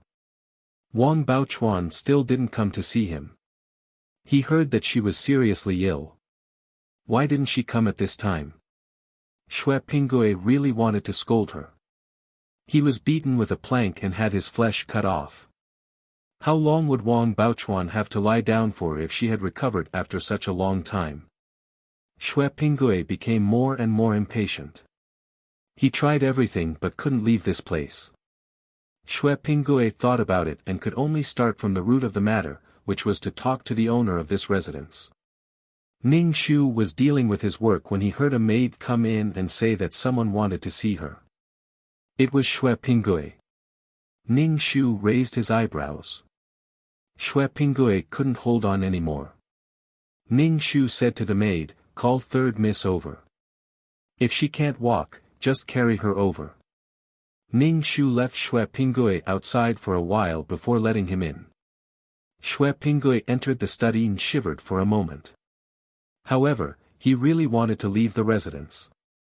Since Wang Baochuan couldn't do anything, he could only think of a way himself. Prime Minister. Xue Pinggui and Ning Shu bowed and cupped their hands. Ning Shu's psychic scan detected a pale-faced Wang Baochuan heading towards the study. He then glanced at Xue Pinggui, who had lost a lot of weight. "Why are you looking for me?" "I don't remember saying anything to you," Ning Shu said casually. Xue Pinggui hesitated for a long time without speaking. Ning Shu did what he was supposed to do and simply ignored him. Wang Baochuan stood at the door and did not enter. Xue Pinggui said, "Prime Minister, what will it take for you to let me go? Didn't I say half a year later? This half a year is the time for me to test you. If you want to marry my daughter, you can't even last half a year." Ning Shu said indifferently. "Test your ass." Xue Pinggui cursed in his heart, but he didn't dare to say a word. He said, "Prime Minister, I want to join the army." "Oh, join the army in half a year. You have a lot of time to join the army. Why didn't you join the army in the past? Can't you wait for half a year?" Ning Shu refuted Xue Pinggui directly. Xue Pinggui was speechless. Ning Shu then seemed to realize something. "Could it be that you can't last half a year and feel that working in the residence is too hard, so you want to escape? Could it be that your love for my daughter won't allow you to last half a year?" Ning Shu stared sharply at Xue Pinggui. Xue Pinggui felt helpless. What half a year? He couldn't last half a year. Someone was deliberately making things difficult for him, and someone with great power at that. "What are you hesitating for? If you want to marry my daughter, shouldn't you pay a price?" Ning Shu asked. "Your heart is wavering." Xue Pinggui said, "Prime Minister, I don't want much. I just want to leave the residence." "Then don't you want my daughter? You can marry my daughter in half a year, and you can't even hold on." Ning Shu said with a smile. Wang Baochuan, who was outside the room, leaned on the door and couldn't stand up. "I'm just a country bumpkin. The daughter of the Prime Minister's residence is noble. I don't have the qualifications to marry the daughter of the Prime Minister's residence," Xue Pinggui said with difficulty. He was very reluctant to give up Wang Baochuan. Ning Shu smiled. "You're clearly the one who wants to retreat, but you're using such an excuse. TSK, you're very hypocritical." Xue Pinggui let out a long breath. "Prime Minister, you're a high and mighty person. You can do whatever you want to me. I'm a bumpkin, so you can look down on me." Ning Shu curled his lips. "So what if I look down on you? Don't you deserve to be looked down on? I can only say that your love for my daughter isn't that strong." Xue Pinggui said, "I know you don't want me to marry your daughter. You're wrong. Even if you marry into my family, I don't want you, let alone marrying my daughter to you." Xue Pinggui was speechless. Marry into your family? Xue Pinggui had never thought of marrying into anyone's family, even if it was the Prime Minister's residence. He would be laughed at. "If you want to leave the Prime Minister's residence, it means you're giving up on my daughter, right?" Ning Shu asked. Yes. Xue Pinggui said. "It's good that you can give up on your own. Other than this, do you have any other requests?" Ning Shu scanned Wang Baochuan outside. She covered her mouth and fainted at the foot of the wall. "You can ask for anything, but the premise is that you and my daughter are done," Ning Shu said. "I also hope that Prime Minister can give me 100 taels of gold. That way, I can break up with Miss quickly," Xue Pinggui said. Ning Shu looked Xue Pinggui up and down. "You're a little cuter when your nature is exposed." Xue Pinggui's nature was exposed. He felt that he did not get anything. He wanted 100 taels of gold, not silver. "Xue Pinggui, am I only worth 100 taels of gold?" Wang Baochuan stood at the door with tears in her eyes. Ning Shu said, "How can you be worth 100 taels of gold? If I marry you, I'll have to feed you and take care of you." Wang Baochuan ignored Ning Shu's heart-wrenching words. Otherwise, she would have vomited to death. Xue Pinggui felt a little guilty and said, I'm like this. I was implicated in this matter from the beginning. You gave me money and then asked me to catch the embroidered ball. Ning Shu tugged the corner of his mouth and laughed. He's telling you that he was passive from the beginning to the end. It was your wishful thinking. To some extent, Xue Pinggui had always been passive. This was because he did not need to pay much. He only needed to accept passively. Being passive and marrying the Prime Minister's daughter was simply wonderful. Wang Baochuan's heart was like a honeycomb.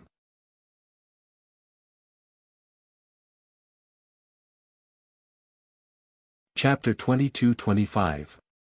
However, Ning Shu, as her father, had no qualms about saying such heart-wrenching words. Wang Baochuan's body trembled as she asked Xue Pinggui, is that really what you think? That's what I think. I'm just a commoner. I'm sorry that I can't marry the Prime Minister's daughter. Xue Pinggui said what he wanted to say, but he felt unexpectedly relaxed. He felt much more relaxed. The pain he had suffered during this period of time was about to end. Wang Baochuan's face was as pale as a ghost, her lips trembling. Betrayal, sadness, and despair were written all over her face. Ning Shu, who was drinking tea and watching the show, almost trembled. Damn, this show was really wonderful. He had set it up for so long just to see this scene. Wang Baochuan was living in her own fantasy, judging others by her own standards. She felt that Xue Pinggui treated her the same way she treated him. In the end, she realized that it seemed to be wishful thinking. The blow was indescribable. Wang Baochuan was in so much pain that she wanted to die. She cried as she said to Xue Pinggui, did my father force you? Ning Shu rolled his eyes. In your eyes, the father who raised you for more than 10 years is such a person. He eats my food, lives in my house, and even slanders me. I didn't tie Xue Pinggui up. His legs are on his body. This is my study. I didn't go to the servant's room to threaten Xue Pinggui. Father. Wang Baochuan felt that she was about to die. Her heart was in so much pain that she was about to die. Do you have to force me to death? I don't care whether you live or die. I don't care who you marry. The problem now is that he doesn't want you. He vented his anger on me. I owe you money. Ning Shu's face was cold as he looked sharply at Wang Baochuan. Anyone can blame me, but it's not your turn to do so. Wang Baochuan's body swayed twice. Her face was pale, and she looked like she was about to faint.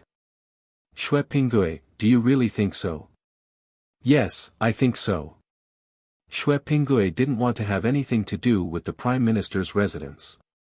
Wang Baochuan's eyes rolled back and she fainted. Ning Shu let the maidservants help her away. Prime Minister. Xue Pinggui looked towards Ning Shu. Ning Shu supported his head with his hand and looked at Xue Pinggui.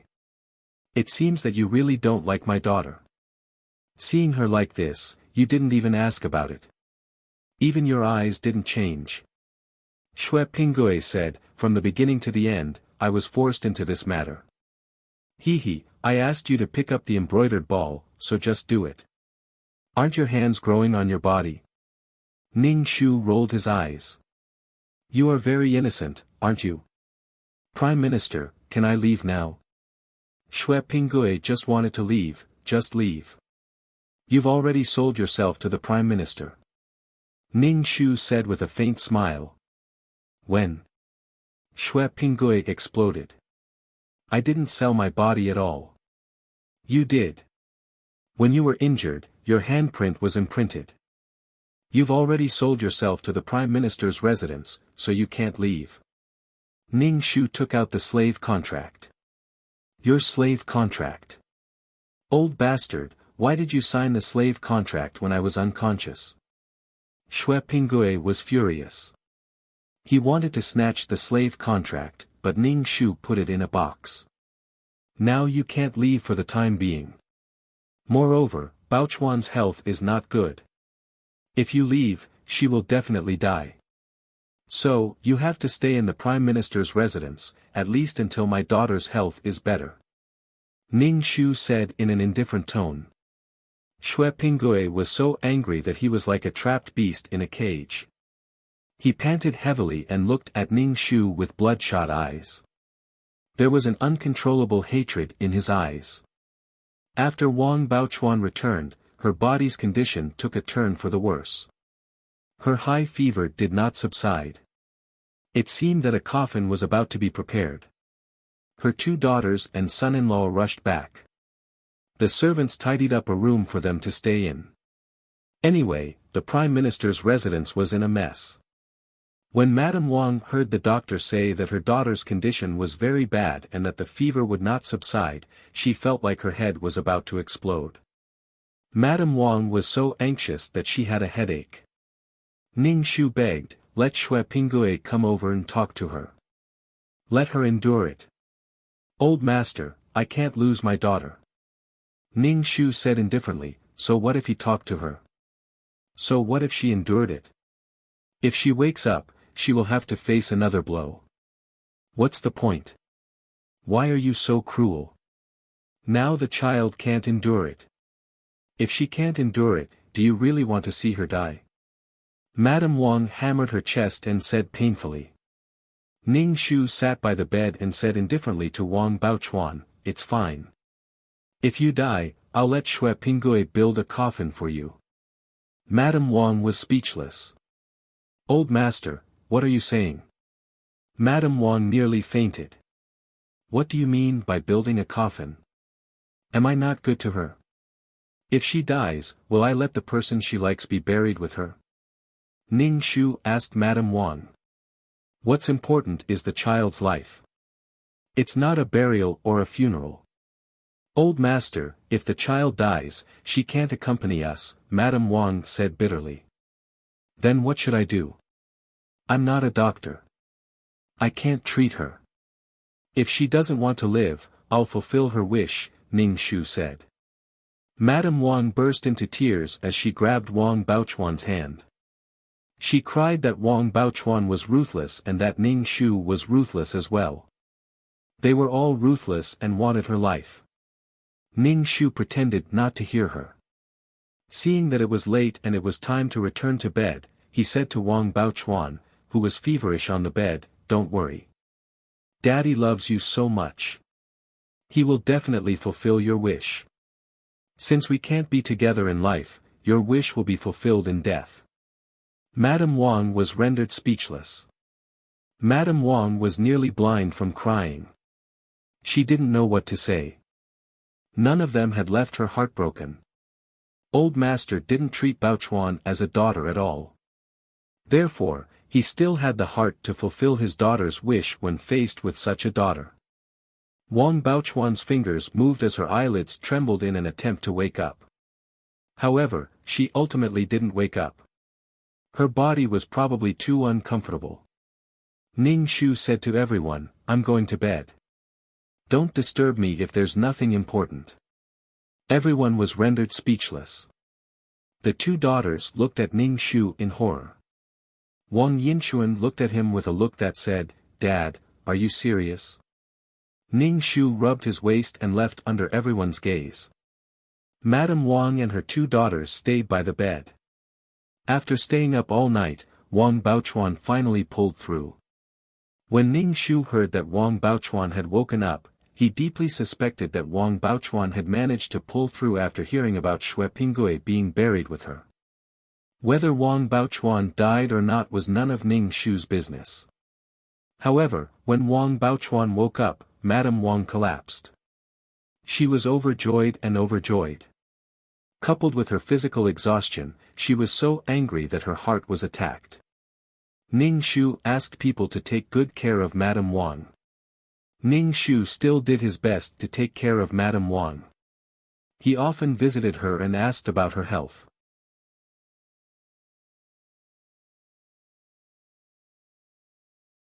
Chapter 22-26. Madame Wang was seriously ill this time and couldn't even get out of bed. Her two daughters stayed by her bedside to fulfill their filial piety. In any case, Madame Wang had been devastated during this period of time. Raising a son hastened aging, raising a daughter hastened aging as well. Caring and caring were all fairy tales. Fairy tales were all lies. Behind every unparalleled love, there was a pair of cannon fodder parents. Parents were the biggest enemies of love. Xue Pingue was still doing the dirty work every day. He was teased and humiliated by others. Xue Pingue wanted to resist, but he couldn't. He was alone and a beggar. How could he resist? How could he leave this place? Xue Pingue, there's a letter for you. The servant girl secretly passed a note to Xue Pingue. Xue Pingue opened the note and saw that it was from Wang Baochuan. She questioned him, asking why he gave up this relationship. Xue Pingue was so annoyed that he wanted to die. He couldn't get out, but this young miss of the Prime Minister's residence still came to find trouble with him. Now, many servants of the Prime Minister's residence had joined forces to make things difficult for him. They were jealous of him for being able to gain the favor of the young miss. Now, this young miss of the Prime Minister's residence came to ask him. The young miss of the Prime Minister's residence didn't have to worry about food and drink. She could be sad every day. She already said that she didn't want to get married. Could it be that the young miss of the Prime Minister's residence couldn't get married? Xue Pingue was annoyed that Wang Baochuan kept looking for him like this. Did she know how much trouble she had caused him? Because of this, these servants found him more and more unpleasant. This was the rhythm of wanting to kill him. Xue Pingue only wanted to leave this place, leave. After Wang Baochuan could get out of bed, she went to find Xue Pingue and asked in a sobbing voice, "What did I do wrong to you? Why are you doing this to me?" Xue Pingue was so annoyed that he exploded, "Then what did I do wrong to you? You dragged me to this place. I'm just an ordinary commoner. You said that you would marry me, and then I entered this place to suffer. Do you know what kind of life I'm living now?" Xue Pingue felt that if he continued to endure and stay here, he would definitely die. Subconsciously, he felt that his fate would be different. He shouldn't have such a fate. Wang Baochuan's body wasn't well to begin with. When he heard Xue Pingue's words, he felt as though he had been struck by lightning. His body staggered twice and he couldn't keep his balance. "Then what did I do for you?" Wang Baochuan couldn't help but ask. "I even gave up my life for you. Did I ask you to do that? You were the one who wanted to do it, and then you're blaming it on me. I never wanted you to do that." Xue Pingue said coldly, "I've never asked you to do anything. You've given up, so you want to get something in return from me. Now that I can't repay you, you can say that I've betrayed you and that I can't give you what you want." Wang Baochuan felt wronged, and so did Xue Pingue.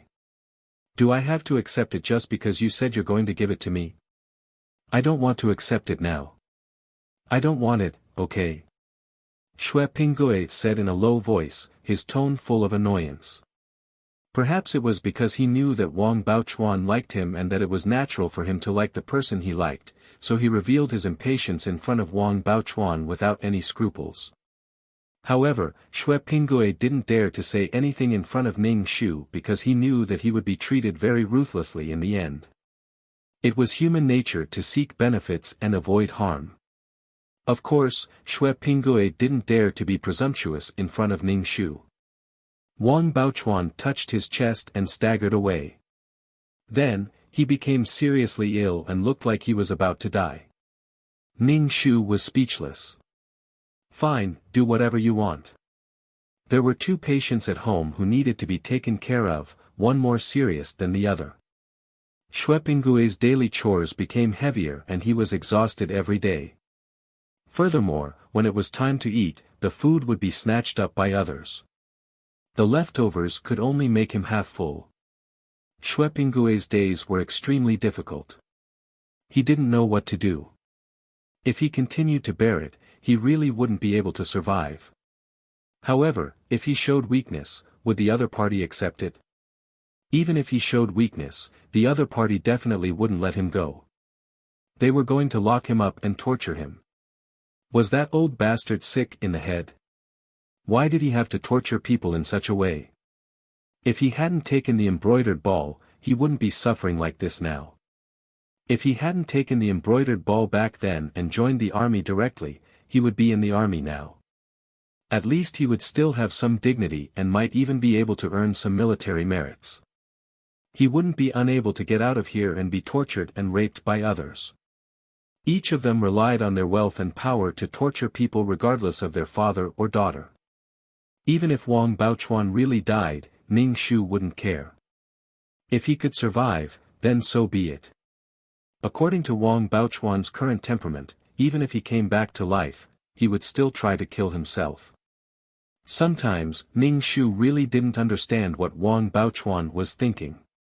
She had clearly discovered that he was a scumbag, but instead of immediately stopping her loss, she was still so desperate. No wonder she shouldn't be glad that she discovered his qualities. Fortunately, they weren't married yet. There was still room for negotiation. She was using this method to prove that she was incomparably affectionate and loyal. Was she crazy? Was she in a relationship with the person she imagined? There were people like her who still wanted to go south even after breaking through the southern wall. He was really speechless. If Wang Baochuan really died, Ning Shu would immediately kill Xue Pinggui and put the two of them in the same coffin. Therefore, Ning Shu didn't care about Wang Baochuan's life or death at all. If Wang Baochuan really died, this mission was more or less over. Ning Shu was still willing to see Wang Baochuan disdain Xue Pinggui and live a good life. However, if she humiliated herself, then there was nothing he could do. Everything he did was just to make Wang Baochuan give up. If Xue Pinggui died at this time, Wang Baochuan would always keep him in her heart and continue to beautify him. If Wang Baochuan couldn't make it and wanted to die, Ning Shu's mission was more or less over. People would save themselves and others would save them. It was useless to save someone who had fallen into a fanatical state and never wanted to wake up. If she wanted to go crazy, then let her go crazy. If Wang Baochuan didn't survive, he would definitely ask someone to write a story and let Wang Baochuan's reputation be passed down for generations. Perhaps her infamy would be passed down for thousands of years. She was clearly a brainless woman, yet she had to be eulogized and praised every day. She was sick. Moreover, Wang Baochuan herself didn't feel that this was a kind of destruction to her humanity. She should be happy and happy. As for Xue Pinggui, he should be scraped. Ning Shu wouldn't be soft-hearted at all. The protagonist was able to successfully counterattack in a situation where he had a slim chance of survival. Therefore, Ning Shu wouldn't let Xue Pinggui live.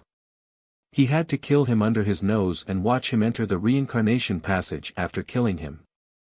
This mission should be completed. When Wang Baochuan's matter was settled, it was time to get rid of Xue Pinggui.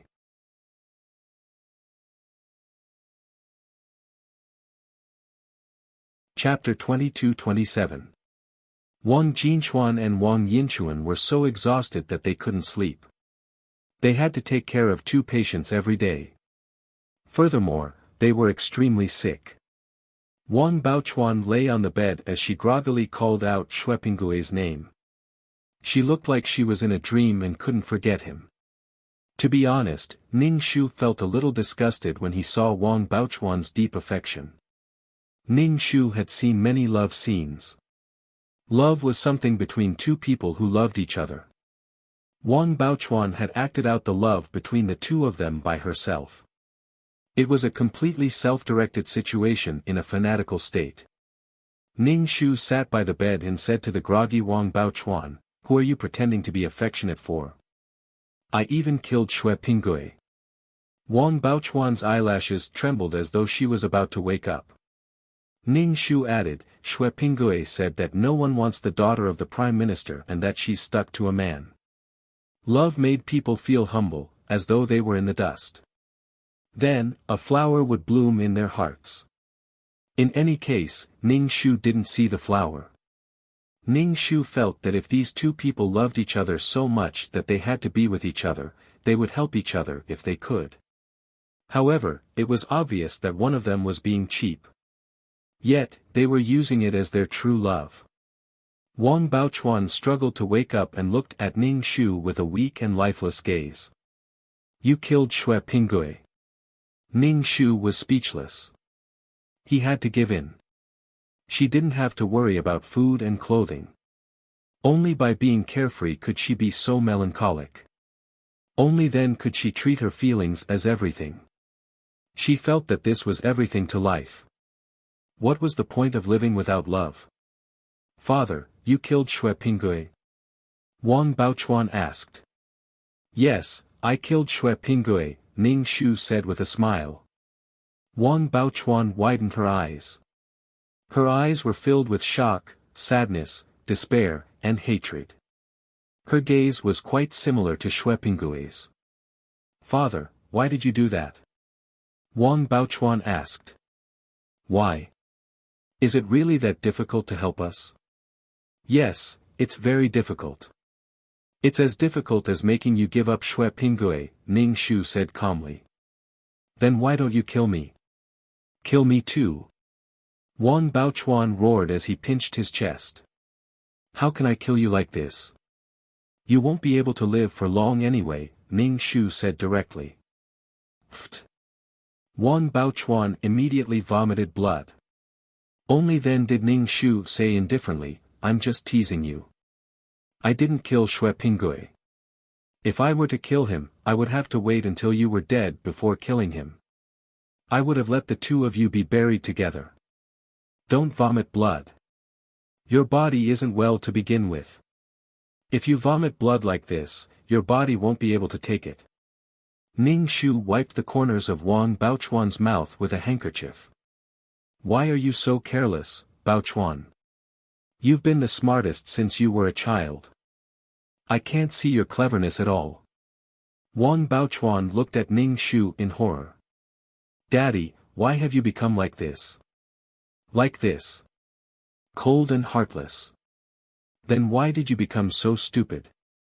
Ning Shu asked. Wang Baochuan's eyes rolled back and she fainted. Ning Shu sighed. Why did she faint again? Wang Yinchuan was speechless. Daddy has become so scary all of a sudden. Daddy is such a monster. Wang Jinchuan comforted Ning Shu. Daddy, sister will definitely recover. Wang Yinchuan played with her fingers at the side. Big sister, you're thinking too much. Daddy doesn't seem to care about third sister, okay? Ning Shu asked, is your mother better now? Without a solution to Baochuan's matter, mother's body won't recover, Wang Yinchuan said. Her mother was suffering from a mental illness. Ning Shu didn't say a word. The so-called family wouldn't be ruined because all the family members were present. At least, Madame Wang was special to him. After all, she was his wife, a wife who had served him for a lifetime. When Ning Shu went to see Madame Wang, she transferred a little bit of spiritual energy into Madame Wang's body, which made Madame Wang's body feel better. After seeing Madame Wang, Ning Shu locked Xue Pinggui in the secret prison of the Prime Minister's residence. Ning Shu said directly to Xue Pinggui, my daughter can't do it. She vomited blood when she saw me. Xue Pinggui wanted to say that it was because he was too hateful, but Xue Pinggui, who was locked up, didn't say a word. Ning Shu said again, because of this torment, my daughter is about to die, so I have to fulfill my daughter's last wish. Xue Pinggui had a bad premonition in his heart and asked, she's about to die. Does she want me to be buried with her? Ning Shu's face was full of surprise, with an expression that said, how could you be so smart? Yes, my daughter's wish in this lifetime is to be with you. Since we can't be together in life, then we have to be together in death, to be a pair of lovebirds in the underworld. Xue Pinggui shouted angrily, are you crazy? How could he use such a calm expression to ask someone to die? Xue Pinggui was about to go crazy. What was this? Could it be that the woman was about to die, so she wanted to find someone to be buried with her? Was that why she chose him? He was here to be buried with Wang Baochuan. This fact almost drove Xue Pingue crazy.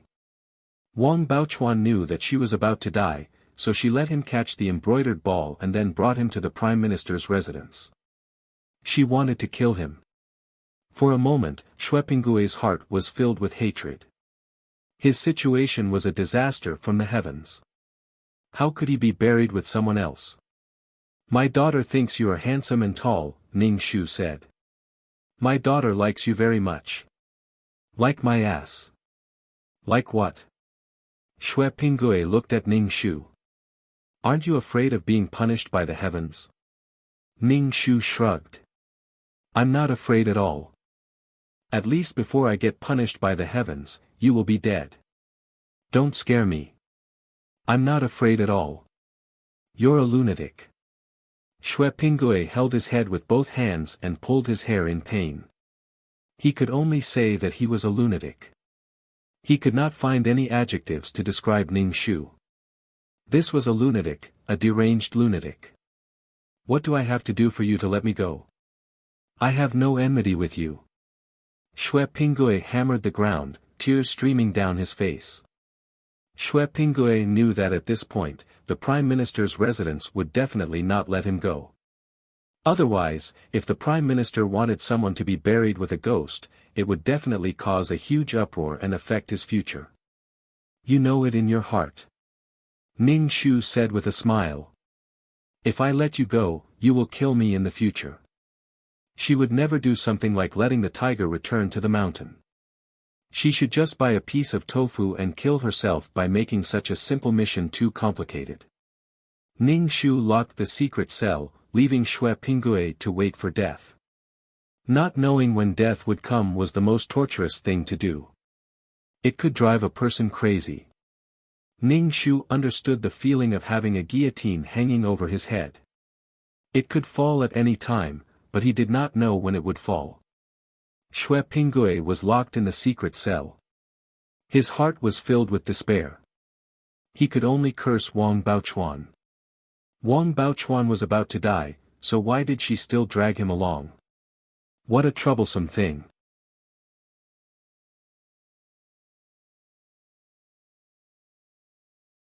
Chapter 22-28. Wang Baochuan's body didn't make it and she died. She kept vomiting blood until she died. Ning Shu still looked at the painful Wang Baochuan expressionlessly. Finally, she breathed her last. When Wang Baochuan breathed her last, Ning Shu begged, Dad, please let Xue Pingue go. He has nothing to do with this. Ning Shu asked, why? He was convinced. Dad, you know what? I like Xue Pingue. I have no chance to be with him in this life. Wang Baochuan said weakly. Ning Shu felt a headache coming on. If you die, Xue Pingue will marry someone else. Get better. If you get better, I'll let Xue Pingue marry you. As she spoke, she injected some spiritual energy into Wang Baochuan's body. Wang Baochuan's eyes became dimmer and dimmer. Finally, they lost their luster and her breathing stopped. Ning Shu frowned tightly. Wang Baochuan didn't want to live anymore. Although Ning Shu had expected that Wang Baochuan would be sad, he didn't expect her to be like this. Some people were willing to drown in the mire until their heads were drowned. Generally speaking, if a lady found that the man she was going to marry was unbearable, she would definitely break off the engagement. She wouldn't marry him even if she knew what kind of person he was. After Wang Baochuan breathed her last, Ning Shu went to the dark prison and killed Xue Pingue directly. Xue Pingue completely ignored Xue Pingue's begging and cursing. Seeing that Ning Shu was unmoved, Xue Pingue cursed Ning Shu directly. Ning Shu directly pierced Xue Pingue's heart with his sword. Xue Pingue vomited blood and looked at Ning Shu cursing, I'll curse you forever. Ning Shu smiled slightly. You're not afraid at all. Then you can curse me forever. You can curse me as you please. After going through so much, why would I be afraid of a single person's curse? Do you think that my conviction halo is something I picked up from the ground? I'm not afraid at all. Ning Shu began to recite the Reincarnation Sutra and watched Xue Pinggui and Wang Baochuan enter the black hole of the world of samsara. Then, a grand funeral was held and the two of them were buried in a coffin. It was supposed to be half a year, but in the end, it didn't even last 3 months. Xue Pinggui was about to back out and leave. Then, Wang Baochuan was done for. Ning Shu felt that it was inexplicable. Why did Wang Baochuan die for such a person and not take his own life seriously? Some people lived for love and died for love. Ning Shu only wanted to live.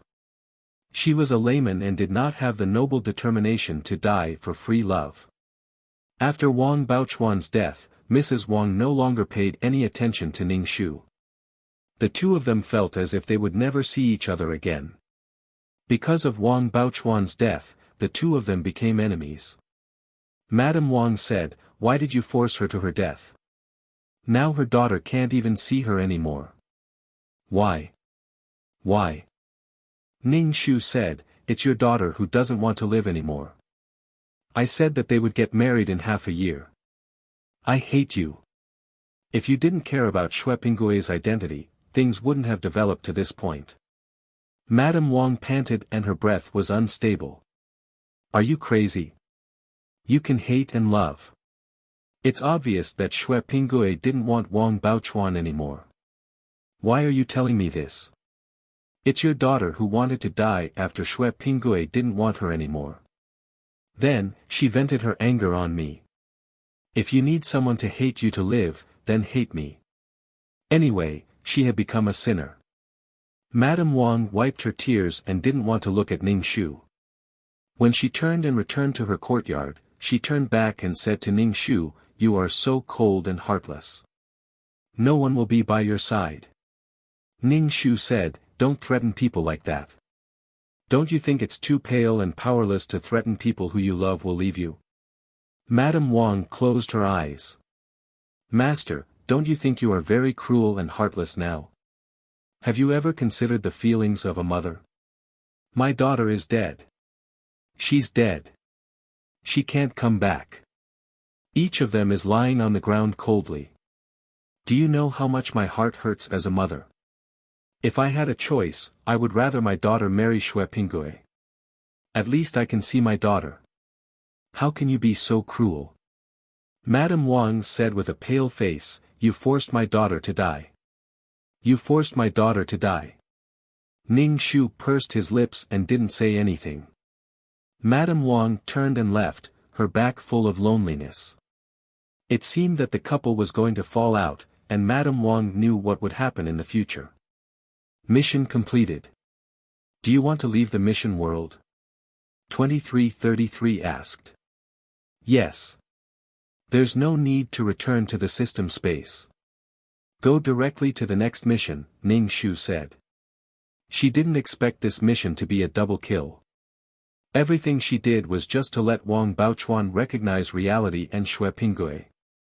She didn't expect this to be the outcome. Perhaps Wang Baochuan wanted to use her death to protest and make those who opposed her sad. She did this only to make those who were really good to her sad.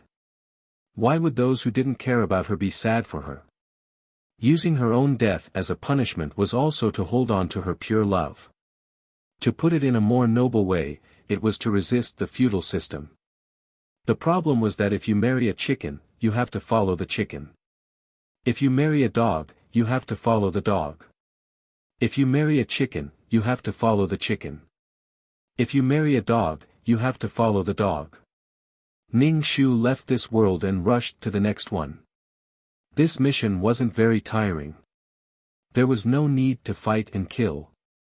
He could solve everything with his life identity. He saved time to do the next mission. Ning Shu felt that the time he spent traveling was a little longer. Then, he slowly merged into a body. Hearing the sharp sound of brakes, Ning Shu instantly felt that something was wrong.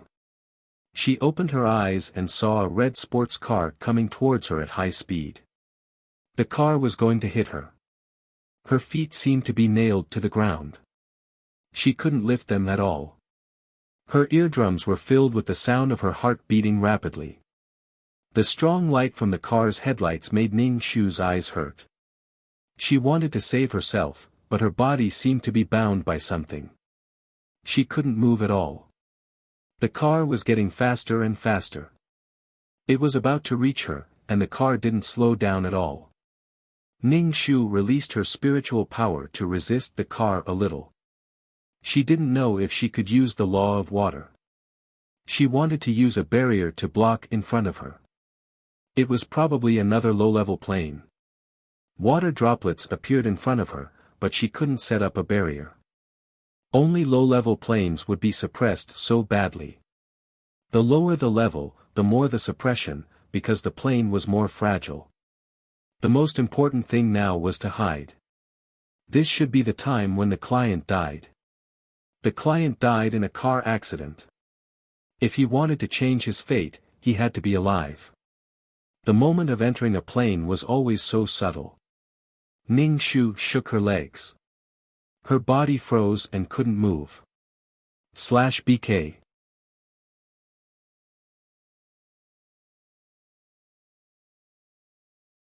Chapter 22-29. Fuck, at such a dangerous moment, his body exploded with a strong unwillingness and resentment. This kind of unwillingness affected Ning Shu's mood. Ning Shu tried his best to lift his leg and retreated. At this time, people usually stood there in a daze because they couldn't react in time. Ning Shu retreated and plopped down on the side of the road. His tailbone was almost broken and his skin was numb with pain. The red sports car braked. The car screeched against the ground and left a deep brake print. The person in the car hurriedly got out. "Miss, are you okay?" "I didn't do it on purpose." Ning Shu was helped up by a beautiful woman. Ning Shu held the woman's hand and slowly stood up. "Are you okay?" The woman looked around as if something was chasing after her. "You hit me," Ning Shu said. The woman's face was a little frightened. "I'm sorry, I have to leave now. This is my phone number. Can you come and find me? I really have to leave now." First of all, something like this had happened during the mission. If it wasn't for her, the client would have been sent flying by this terrifying speed.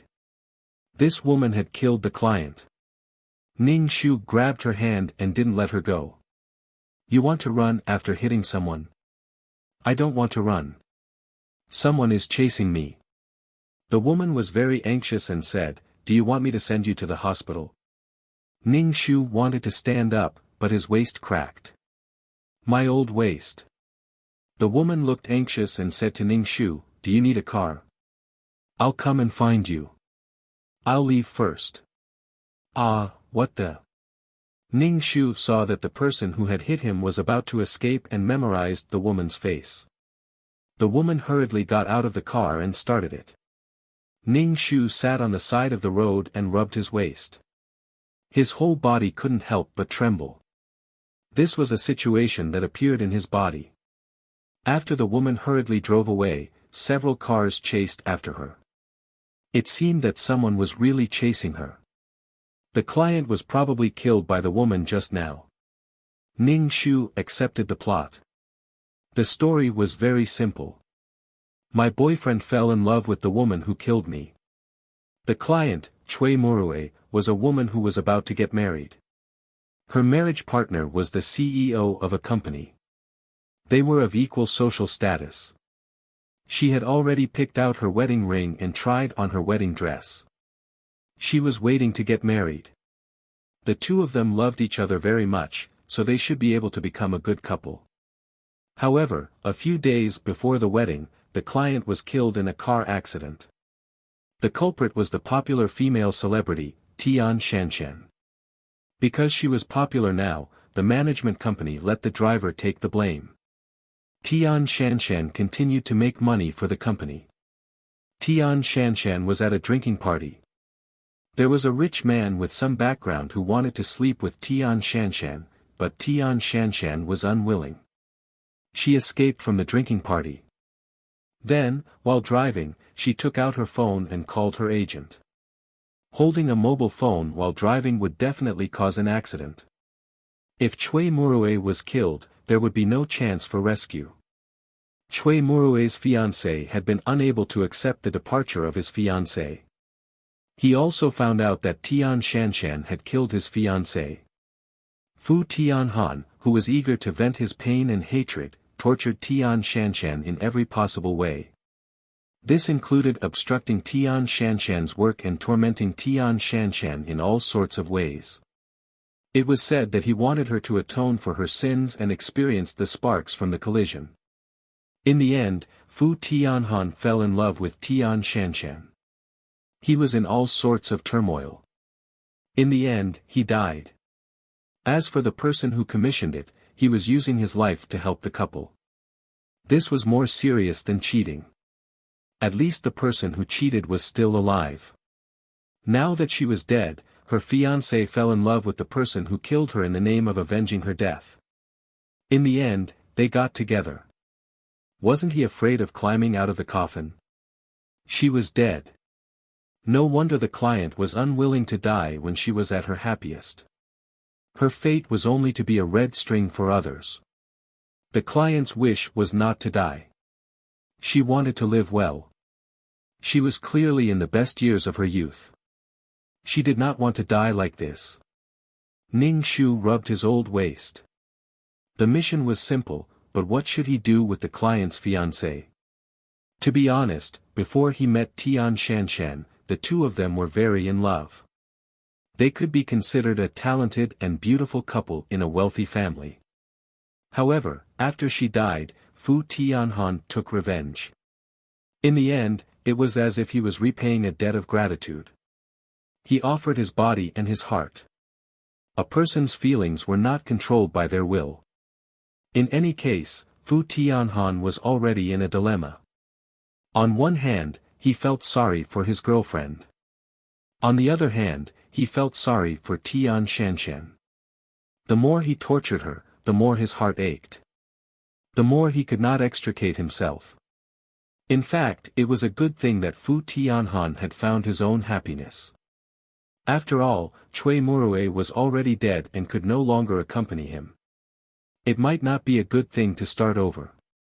However, from the client's situation, she could not accept that you were using my name and then being together with the person who killed me. The dead had no human rights. Moreover, her fate was like this. Ning Shu rubbed his old waist and stood up. He took out his phone from his bag and called the chauffeur at home. He asked him to come and take her to the hospital. His palms were scratched and looked a little scary. Ning Shu waited for the empty car. He was thinking about how to deal with Fu Tianhan. Right now, Fu Tianhan and the client were really in love. They were very in love and were about to get married. In the end, they fell in love with someone else. Who could guarantee that they would fall in love once in their life? Fu Tianhan did not seem to be such an unforgivable thing. It was just that the client realized that her fate was a little laughable. The client's mission did not mention this. Even if they were really together, her heart would feel uncomfortable.